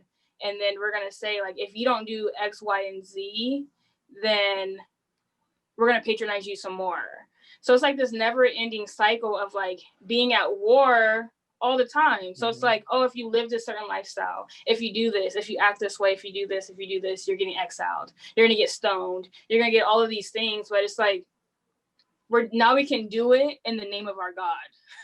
So it's just like this way of like, kind of like manipulating or like hypnotizing everyone, saying like, oh, if only you believe in this God and in this religion of Christianity, then you will be released, right? You'll find peace. But then you're having like this internal struggle all the time of like having to be held to the standard, and no one like is forgiving you. But they say that forgiveness exists. But then it's like if you do something outside of this Christian behavior, you're getting stoned for it. So it's very interesting. Yeah. Always hypocritical. Yeah. Very. I literally wrote my notes, something that you had just voiced. Like, to me, the Old Testament is like more about military control and overt control, while the New Testament is literally manipulation, Mental control. like spiritual manipulation, physical manipulation. It is like very, very covert. So like it's just I have wrote that on my notes because I was able to make that distinguishment. Yeah. So yeah, I think that's a good point. That the New Testament is more like for like mind control, spiritual control, whereas the Old Testament was like it really got people riled up. It really got people like in the energy field needed to go out and kill like thousands of like people with swords and shit. So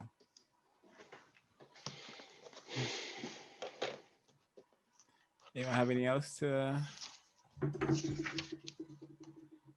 Shaq?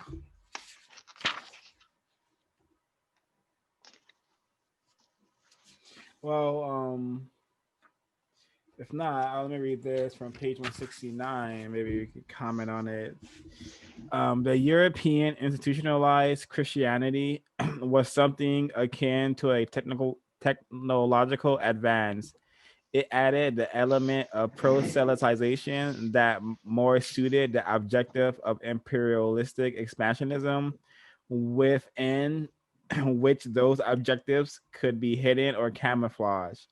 Xenophobic, aggressive, and violent tendencies were molded into a more subtle statement that packages them in a universalistic, peaceful, and moralistic rhetoric. In other words, barbarian and the European pagan religion became more modern and Christian formulation, more suited to the new demands of European progress. Progress clearly referring to ever greater efficiency of the mechanism for total control. European civilization can be understood as nothing more than the most efficient mechanism for that end. Damn. Yeah, for me, she was definitely like I started to understand like what universal imperialism meant. I don't know if she said that here, but when she was kind of talking about that, when she said that that was the most efficient mechanism, like European civilization today is to no end is nothing is no useful but than to control for total control everything that they've built, everything that they've you know praised, all of it is nothing more than great tools for control, for total control. So that was a very like powerful statement to me, Yeah. and it put a lot of things into perspective. If Yeah. there, Oh, go ahead, so.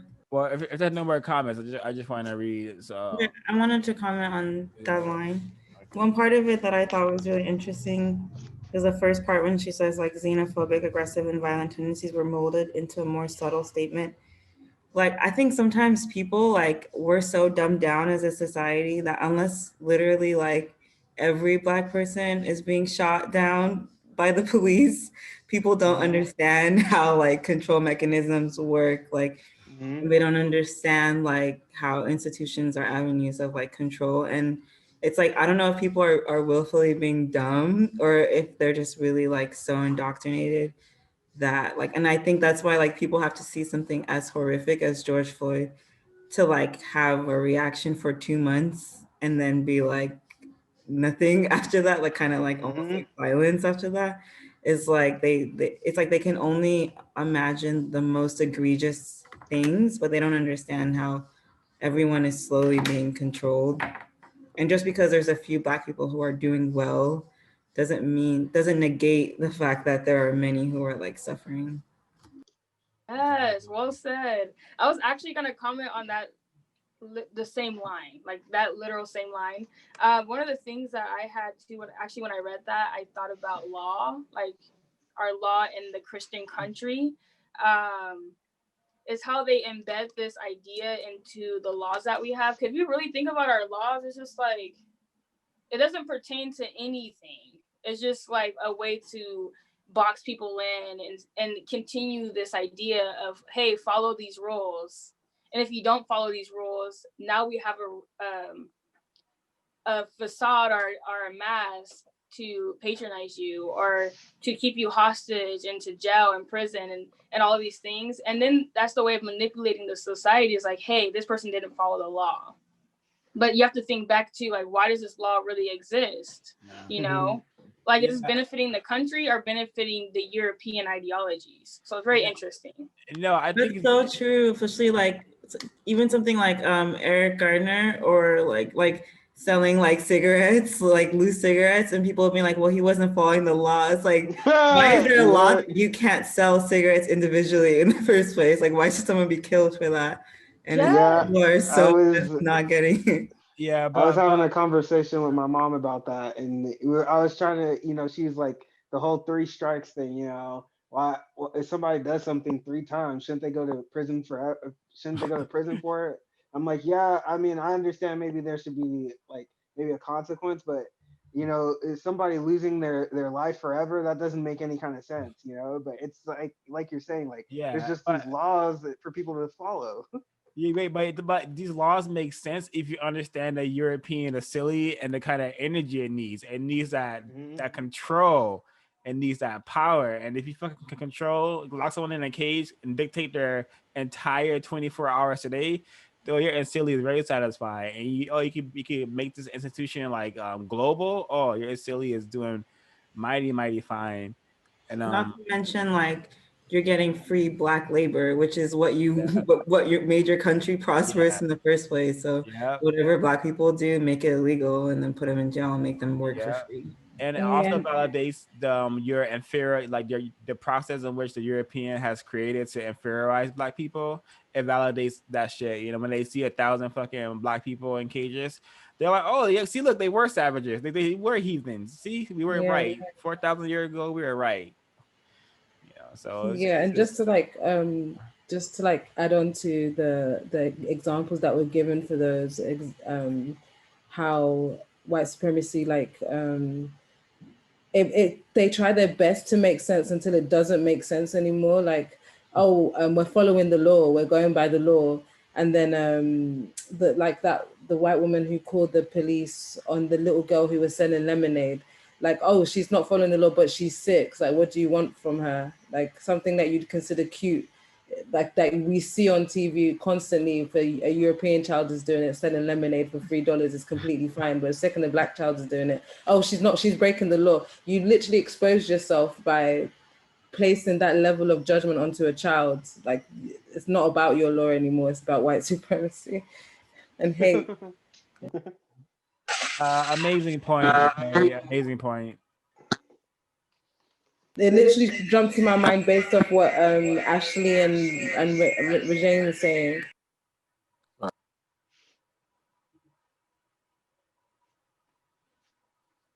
I wanted to read the second part because I liked that. I thought for page 169 through 170, I thought she was just kind of going off. Like everything on there was just kind of fire. So I wanted to read the second part, the second next paragraph. As always, the Utama Rojo on page 169 remains the same. That is the consistent, unchanging factor. The ideology is informed by the Utama Rojo, but must develop as the vision grows. For the Utama Rojo, it is expansionistic, always seeking a larger space in which to be housed, a larger turf to control. This brings us to a second aspect of the European political genius. As the vision grows, so must the national consciousness. This is critical, for the nature of the Utama Rojo requires an expanded definition of the self. We are talking about the growth of political consciousness. This is why cultural and political behavior can only superficially be separated. I'm going to read that part again. This is why culture and political behavior can only superficially be separated. They are united in ideology. Political behavior on a national level requires the definition of the interests of the nation. I don't know how to say this, vis-a-vis other nations.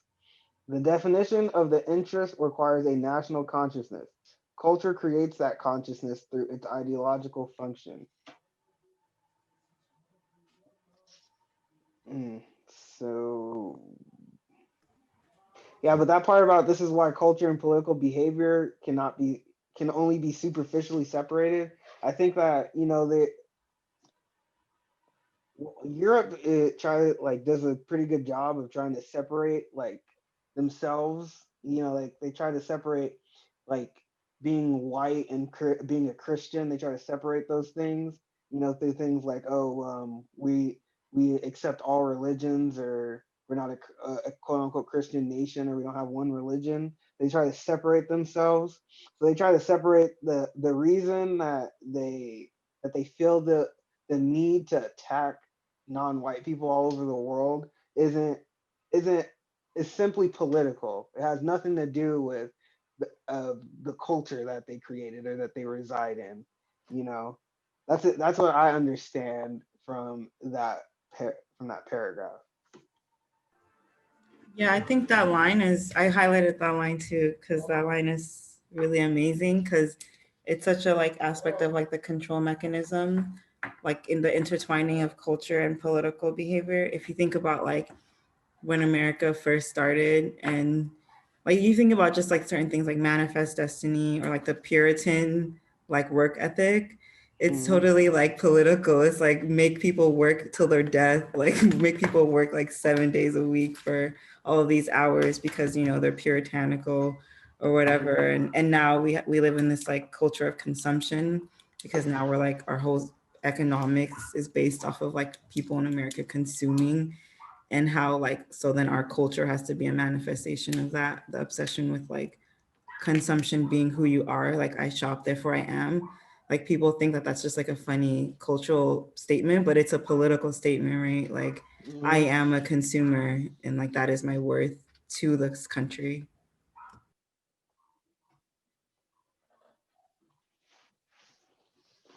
Yeah. Yeah, so like I was saying, yeah, very great point, but not but like I was saying, I feel that they definitely. How do you guys feel about them definitely trying to separate, like continue to separate, like you know, political, thought from their culture, or separating, Christianity from culture, from American culture, Western culture. How do you guys feel about that? Well, it's just what they do. It's, do you divide and conquer, and like the more division you can cause, the more confusion you can also cause within those divisions. So it should be expected. Well, I think it depends on where they are. Like in America, Christianity is already so intertwined with our politics. It's a part of all of our iconography, like our buildings, etc. The way that we talk about our leaders as like godlike, like our presidents and stuff, and like the mythology behind them. That like you don't really need to overtly do it because it's within all the symbolism, where it's already like the Christianity is already embedded in it. Versus like somewhere in Ghana, you have to keep reinforcing it in the school system, in the television, like very blatantly, because there are still attachments to indigenous religions that you have to cut those ties. And so I think it depends on the place. Like in America, I feel like it's it is like a superficial separation because people are already Christianized, even if they're not Christian. Like, but then like within like other places, like you'll see like in Latin America and stuff, religion is so blatantly like a part of the culture and politics because they have to make it that way, because if not, people will start to have a national identity instead of an identity based on their religion. Great point. Yeah. Great. And, Very and well said. yeah, and I've heard nationalism is one of the strongest organizing forces of people next to God.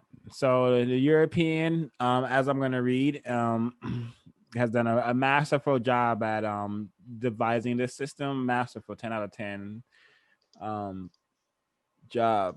And I want to read this just to emphasize that. It's on page 170. And it says Christianity achieved the unification of the new European self.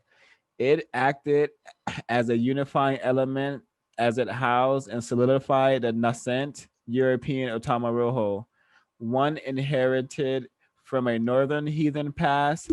It helped redefine European nationalism as a universal imperialism. This is why the Jewish statement was insufficient. European civilization has been so successful in part because of its ability to out direct hostility. Another example of political genius: when disability is hindered, the survival of the culture is threatened. The destructive tendencies within are so intense and so endemic to the culture that they must continually be redirected. The co-optation of Christianity represented such a redirection of aggressive energy. So this is why they need all these mechanisms of control, because if not, they would just um, implode on each other and destroy each other. So it's pretty sad that you need to immerse yourself in literally stuff that is not based on and based in fantasy. You have to immerse yourself in fantasy to stop yourself from destroying yourself instead of wanting to deal with that on a mature level. But that's a European for you. Yeah.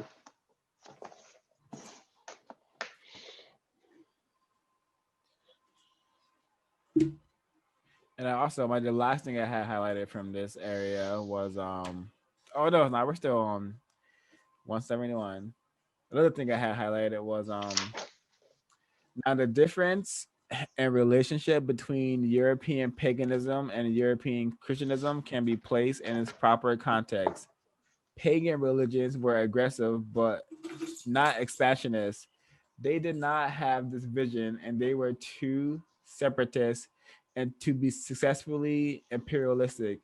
Christianism took the concept of human blood sacrifice and of Jesus. This acted as a sanction against the killing of other Christians. They then legitimized its actual practice by superficially, ideologically dehumanizing non Christian, non Europeans, and then sacrificing them to their God. So, wow. Wow. So, Yeah.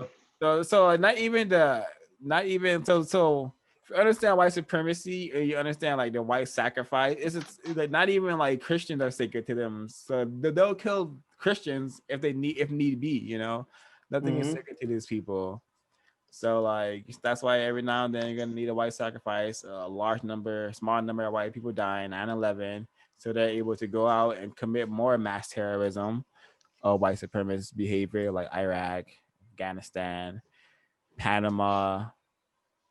Yeah. I Uh, think we're seeing definitely that nothing matters more to this culture, this religion, more than the ability to have total control. So they'll do whatever it takes to to keep control. Where that means killing millions of their own. They won't kill millions of them because they know there's a few of them, but they'll definitely take out a few if need be. yeah, she. I wanted to read. I don't know if you just read this. Did you read the paragraph just above it on 170? Christianity achieved. Yeah. Yeah, but you can read it again. I probably butchered it a little bit. Oh, okay. I wanted to read because I highlighted this part. It's Christianity achieved the unification of the new European South. It acted as a unifying element as it housed and solidified the nascent European Utamaroho, one inherited from a northern heathen past. It helped to redefine European nationalism as universal imperialism. European civilization has been so successful in part because of its ability to outer direct hostility, another example of political genius. When this ability is hindered, the survival of the culture is threatened. The destructive tendencies within are so intense and so endemic to the culture that they must continually be redirected. The cooptation of Christianity represented such a redirection of aggressive energy. There is so many things said, so many powerful things said in that one paragraph. I want to focus first on it helped to redefine European nationalism as universal imperialism. For me, that means they universalized the idea of having to conquer the world and people considered other. I don't know how anybody else felt about that yet, but I would love to hear how you guys felt. Let me finish though. European civilization has been so successful in part because of its ability to outer direct hostility. Another example of political genius. So attacking people in non-white people in those countries, you know, it's a European part of civilization, but they've done a tremendous job of directing it at non-white people. When this ability is hindered, the survival of the culture is threatened. So for me, what we were just talking about, them having to get rid of a few, I don't think white supremacy has any problem getting a few white liberals in order to make sure this culture survives. The destructive tendencies which are so intense and so endemic to the culture that they must continually be redirected. Once again, what Constantine was saying, that if they don't have an enemy, they're going to kill each other. The cooptation of Christianity represented such a redirection of aggressive energy. So Christianity almost, I mean, it's not solely, but I mean, for a large part, the tool and the mechanism, the driving machine that allows Europeans to redirect their aggressive energy that they have towards themselves, given, you know, Dr. Frances Cress Welsing, you know, that they've been directing at each other for ages. Christianity has now given them the ability to redirect that at what they consider to be the cultural other. So that was a great paragraph.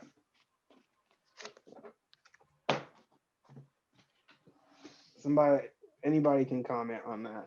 Yeah, like as I said, it just shows how this system is really like masterful, because if you're the only ones that actually has the power to conquer, but you still destroy, like, you know, the mental capacities and make everyone like you by unifying or universalizing your beliefs and making everyone believe them or practice them, so fucking easy to dominate, because like you're really like erasing people's culture, their culture, their sense of pride, their will. Like, okay, I have no will anymore. I don't even know what I used to be. I don't know how I'm supposed to be. All I know is what's been told, and what the white people have told us to be is just nothing. It just, as Neely Fuller says, monsters and monstrosities. And it's yeah, I'm so happy we're like learning this stuff, because a lot of Listening work. to Yeah, So I'm yeah, done. listening to Ezekiel speak, it just made me think about how even like the learning of the English language, the no matter how much people hate Europeans, we have to operate on some form of their level. It's been assimilated as such that you want to be educated properly or in an accredited way, you have to learn English to a certain extent, which no matter what will like like push your culture to like the back, and unless you can like constantly recall, you just like adopt this kind of mentality that kind of sticks with you when you do go back home. But like it also made me think about like, despite the fact that like look what happened in Japan, Hiroshima.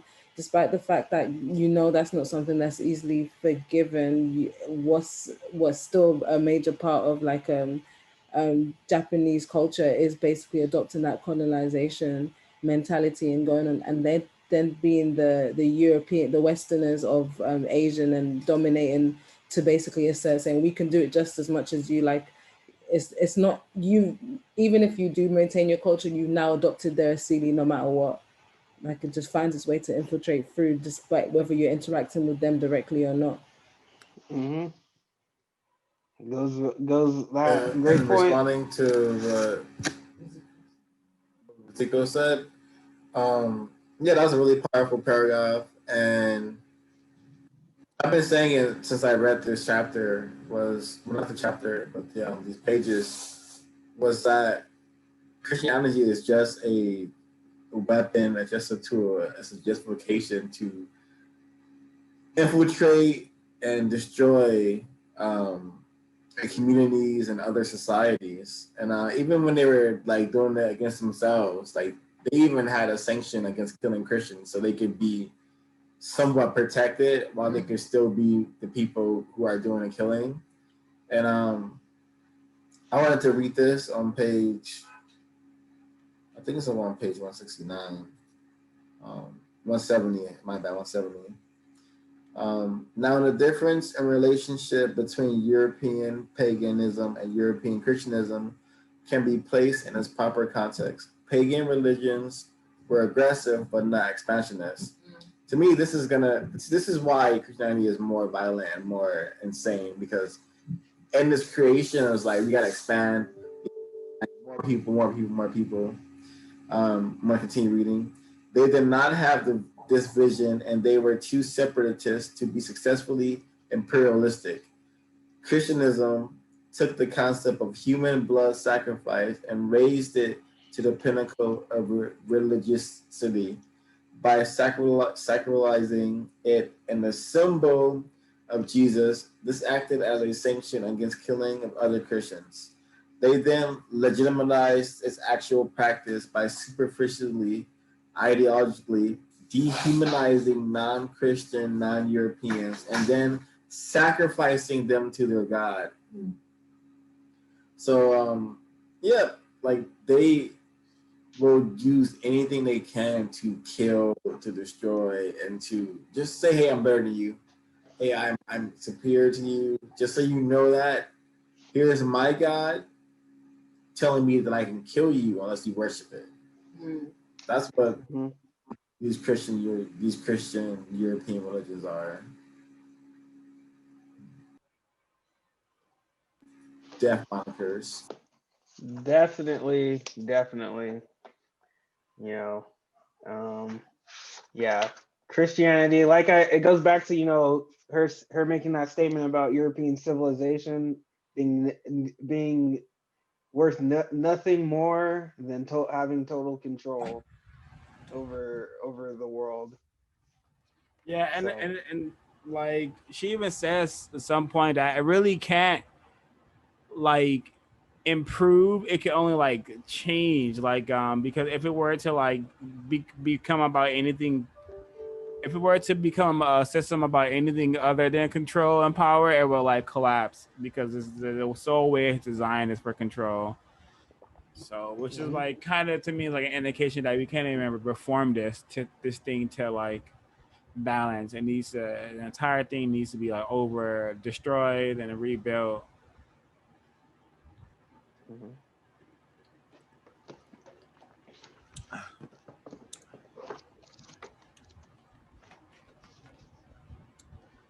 Uh, well, So I'm gonna read this little part right here because towards this, I've been pretty optimistic about countering racism and white supremacy, but this book lets me understand that it took white supremacy a long time to get to where it is today, and I don't know if that is a little deterring for me because I don't know if it's going to take nearly as long to counter it. I hope the answer is no, but I wanted to read this part. This, at the end of 170, it says, "But this change would not take place overnight, and as we have seen well into the 11th century, the more sophisticated Europeans who had incorporated the vision of European hegemony and now identified as Europeans would fight and kill their more backward brothers.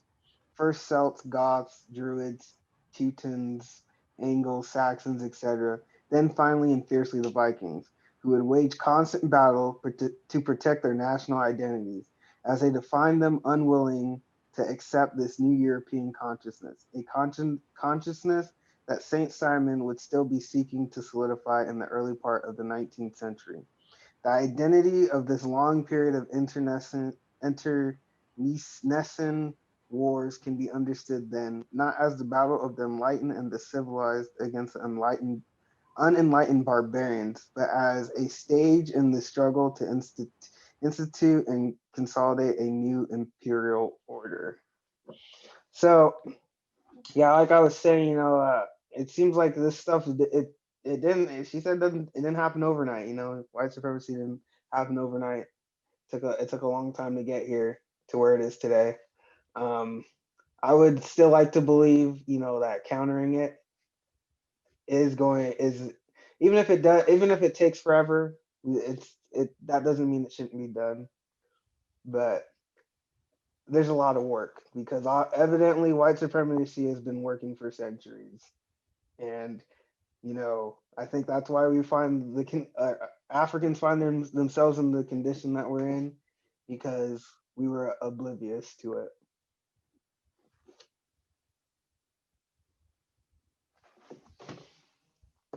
Some great bloody struggles. yeah.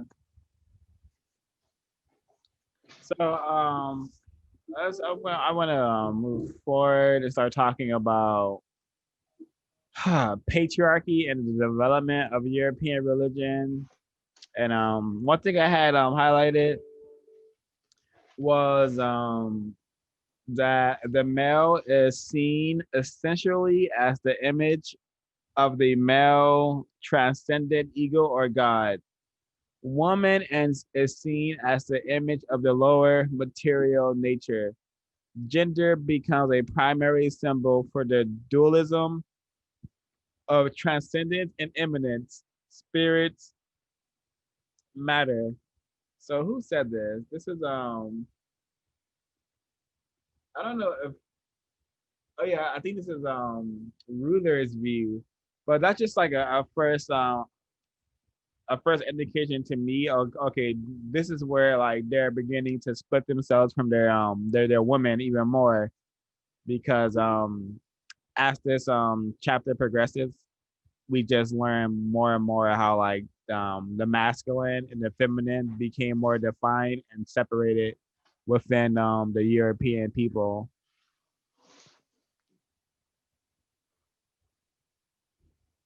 Yeah, this is definitely a good section for a lot of the black feminists. I already off the. Unfortunately, I'm gonna be honest with you. I didn't get to read the whole thing, which I'm a little bit sad about. But the very first opening the opening paragraph. Indo-European pagan culture did, however, contribute characteristics to European Judeo-Christian ideology. Although it is possible to identify practices of male dominance in most societies of the world, patriarchy as an institutionalized value, as an intrinsic characteristic of the Utamoroho, can be associated with Indo-European origins of Western civilization. One of the aspects of cultural development that demonstrates this most clearly is religion. So everybody's suffering from being dominated from Europeans for centuries now. The majority of the world, for some reason, is practicing Christianity. You know exactly why we're practicing it, and this patriarchy is demonstrated most in religion. So if you're mad, stop being mad at black men about patriarchy. Blame the European men. Yeah, I wanted to read. I totally agree. The moment I saw those posts, man, like Malaysia, all these posts about that, I always thought your energy is directed at an impressed person who's like so traumatized, but he's trying to prove his manhood by objectifying and beating you. The source of this problem and manifestation is the white person, the white man, the white people around you, not the black people getting shot in fucking face on YouTube. Um, so this is on page 170. I don't want to say the wrong page. 174. And I just like when she brings in like us, the Africans.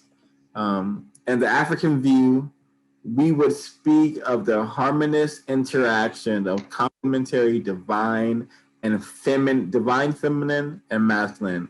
This idea of complementarily, so noticeably absent in the European worldview, was still present to some degree in Gnostic, African influenced early Christian pre-political conception of deity. So yeah, I just wanted to say how I just wanted to read something that supported what Swan said about how patriarchy is derivative and like coincides with Christianity. It coincides with the European Asili. It coincides with the European Utamoroho. It coincides with the European Utamawazo. And it is it is a manifestation within European culture, patriarchy. Yeah, and that's a good time. I just want to keep digging in on how fucking patriarchal and disgustingly oppressive is not only like white supremacy system, but like the origin of these religions. And let's get let in. All right, so it says hold on,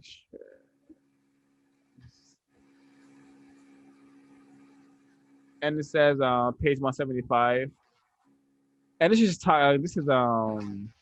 Tertullian.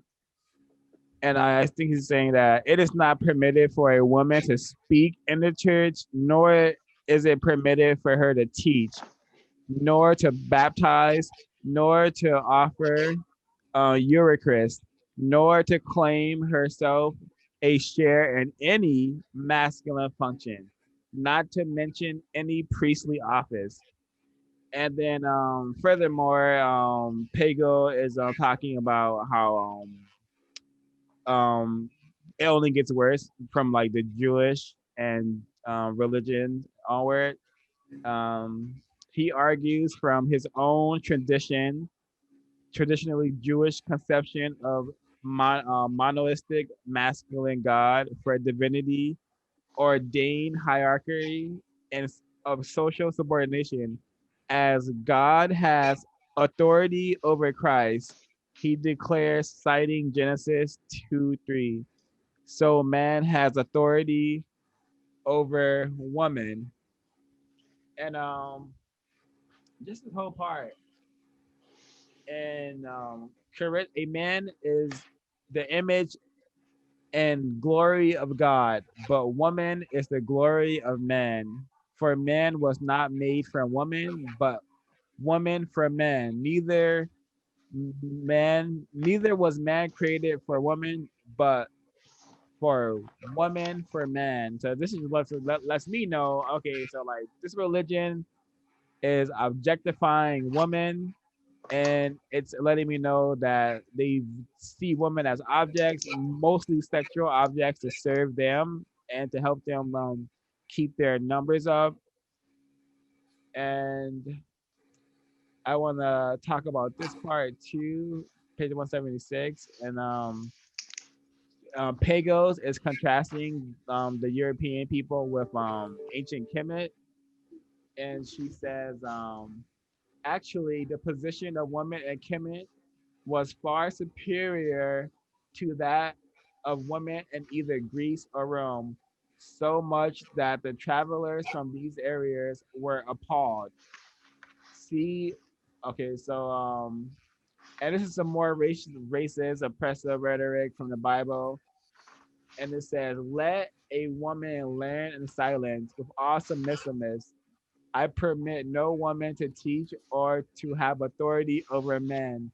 She is to keep silent." So whenever like any person is like maybe t- talking about like their religion and like proclaiming their religion, maybe share this verse with them and to ask them, "Do you agree with this?" And if they say no, then say, "Do you think it's possible to agree with something?" Just show them the contradiction and this whole nonsense that they're reading. Yeah, I wanted to share this from page 174. And this goes back to the European Utamawazu, which is constantly dichotomizing things, splitting things, and categorizing things, and separating things. Ruther points to one of the characteristics of the European Utamawazo: the tendency to split reality into value and devalue categories, which are dictated by Untamarohu, that must relate to phenomenon as either the superior self or inferior other, so as to justify conquest and control. The male is seen essentially as the image of the male transcendent ego or God. Woman is seen as the image of the lower material nature. Gender becomes the primary symbol for the dualism of transcendence and immanence, spirit matter.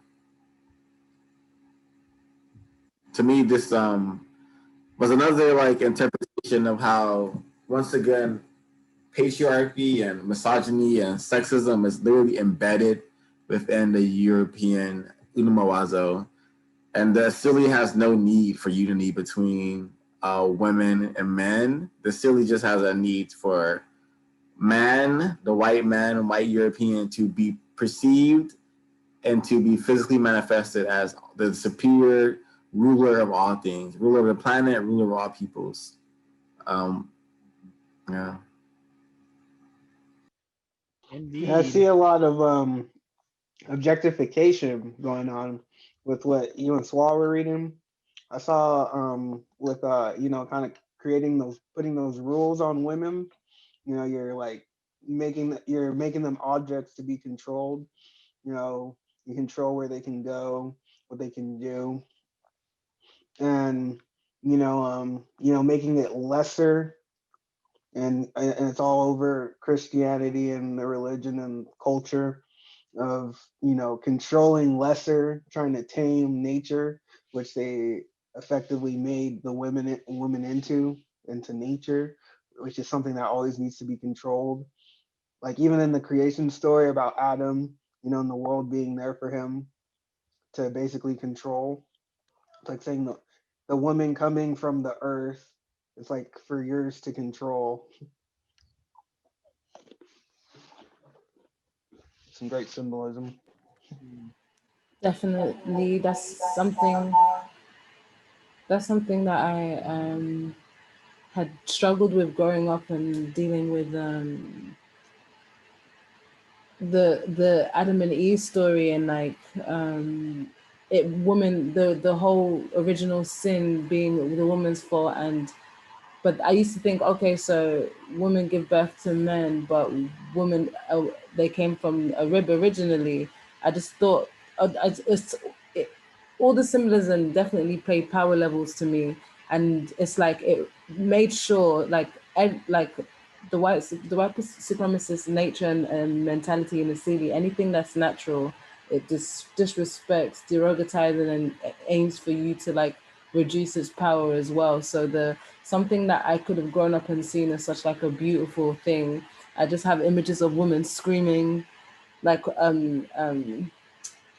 I just have images of women screaming of in pain of giving birth, and then this rhetoric that is because of the original sin, so women are cursed to give birth, as opposed to seeing it as something powerful, like just the evasion of anything that's powerful, but still finding a way to for it to play a role in society, but removing the respect that it would deserve. That's just like from what was just read. That's something I picked up because I had never got to read this part. Mm. Can you guys hear me? I'm driving. Yeah, and another really important thing to be noted is on page 176, and it says the history of the church is proof that monolith makes for ideological control. In 1977, the Pope Paul, Bishop of Rome, declared that a woman could not be a priest because our Lord was a man. It's pretty recent, if you ask me. But yeah, still people of all genders line up to be kissed by the Pope, or to kiss the Pope's hands and his jewelry and his see him in his nice little hat. There's so many things that are being like, so many things growing up that were so confusing. Like, why do we do this? Why are we doing that? This doesn't make any sense. Like, it's all starting to make so much sense now.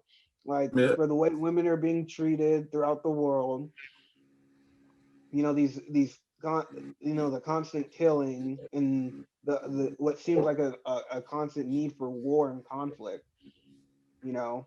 And this section puts in explains perfectly like why women are kind of seen in the light they are throughout the world, a very oppressive light. yeah. I think this goal coincides with what Swat read and what you guys said. Um, I don't think Swat read this part. The Apostolic Church decided that no woman was to become a priest, and the Orthodox view of women was as having come into and the Orthodox view of women was as having, bless you, was as having come into being for man's fulfillment. This puts Christians in a bind. Clearly, this concept of fulfillment is not spiritual. Therefore, women are created solely for the purpose of this sexuality, the same sexuality that is damned. It is women who are inherently evil and all of humanity who are caught in a hopeless contradiction. Why were women created in the first place? So when I read this, it made me not even this, but what Ezekiel just said too. Because women are like have this responsibility that's projected onto them by Christianity. Like they have no power. They're supposed to exist for sex and to I guess make babies. That's why you have so much like hate crimes against women when women are like catcalled and they don't respond positively, they are like sometimes attacked and abused or killed by men. To me, that is one of the manifestations of this rhetoric right here of like women exist for the purpose of sex. If you're not fulfilling your purpose, there's no use for you. That's what the Utamawazo does for these men when they're rejected. That's what I think.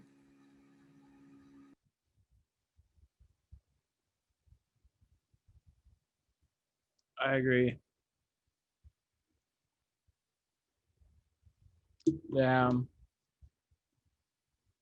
it's like everything's like a mini manifestation. Like they have to control their women, and that is how they maintain their power, like their political power and their structural systems, like racist power, but also on an individual basis, like it feels like they're a silly because we all know like white men treat like their white women like shit. So yeah, it's just like I don't have anything else to share from up to this point. Do we want to give closing comments?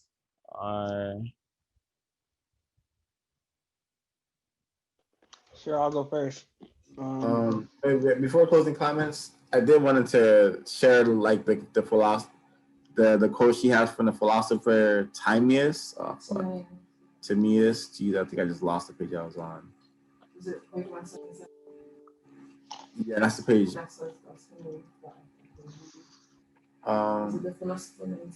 No. The male sex is assimilated to the divine part of the soul. The divine soul must be protected from the miasma, the pollution represented by women. The worst part of the soul likened to women is superior to the worst part of the body, which is like an animal. She says women were associated with the body, which was inferior to the mind. Thus, they, like the body, served the soul, the head philosopher, the male.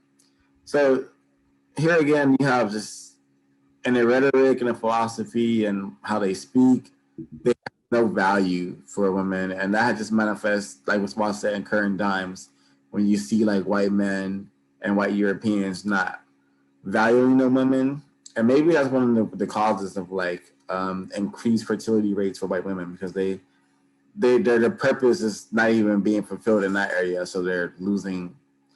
It's just so much. It's just so many manifestations. That's one of the ways white supremacy is going to end too. By the way, white women being fertile.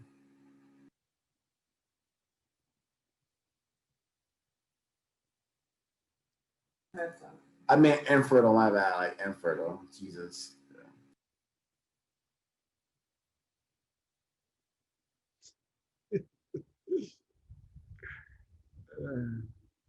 I love how you can see both books just kind of complementing each other throughout the whole thing. Because once again, it's going back to that penis envy, the color, and white people's fear, genetic annihilation being projected onto their women. Yeah, like I didn't even know that it was so like blunt, like how anti-human this Bible was, and like this religion was, and how anti-woman it was. But geez, just like if every religion get out, like that movie Get Out, get out, get out, and your new religion can be countering racism and white supremacy. That's my religion, and my creator is a kind creator. So he does not want to rape and pillage areas of people for fun and for pleasure. So my closing comment.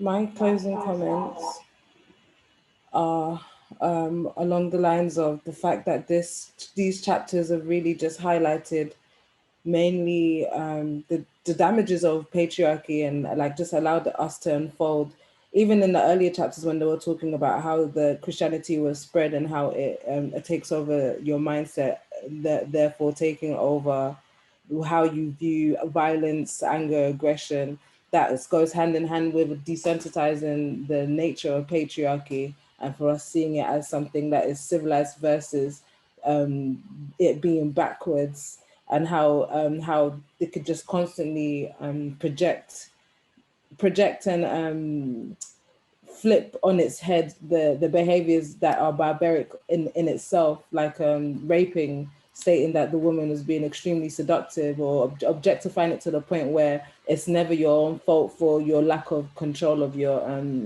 impulses. So yeah, it did a really good job at that.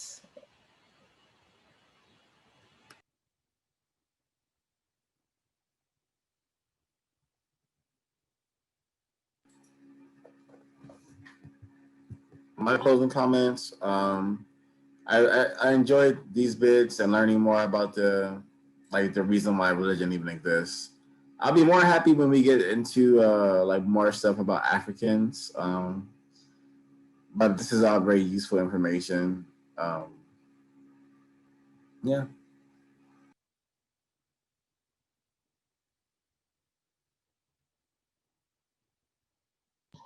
Yeah, my closing comments. I really enjoyed how these books are definitely complementing each other. I'm glad I'm reading the ISIS papers at the same time I'm reading this. I can definitely see a lot of similarities, which definitely makes me feel like I'm on the right path to countering racism and white supremacy, because I'm seeing a lot of the same patterns being expressed. I'm happy that we're sticking through reading this. The chapter is great.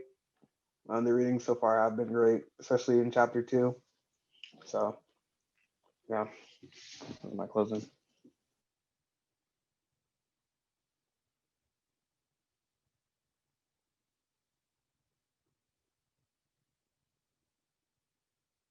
I don't think Ray's here because she's in a meeting. Ash, do you want to give your closing comments?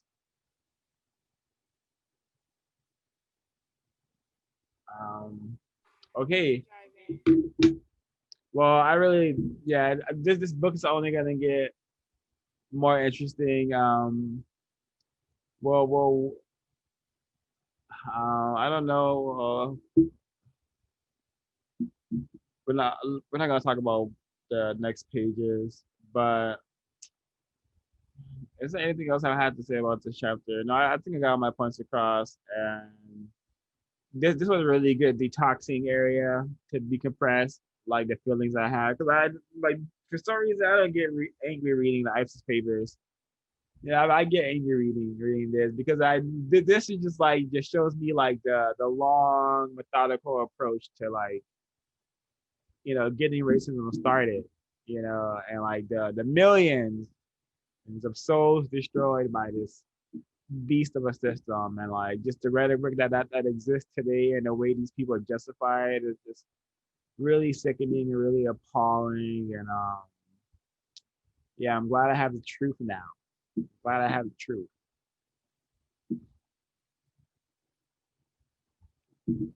So RK, I'm gonna Yeah, I agree. So I get hella mad reading this. I never get mad reading Ice Paper. yeah. So yeah, all right. I'm gonna adjourn. I'm gonna end this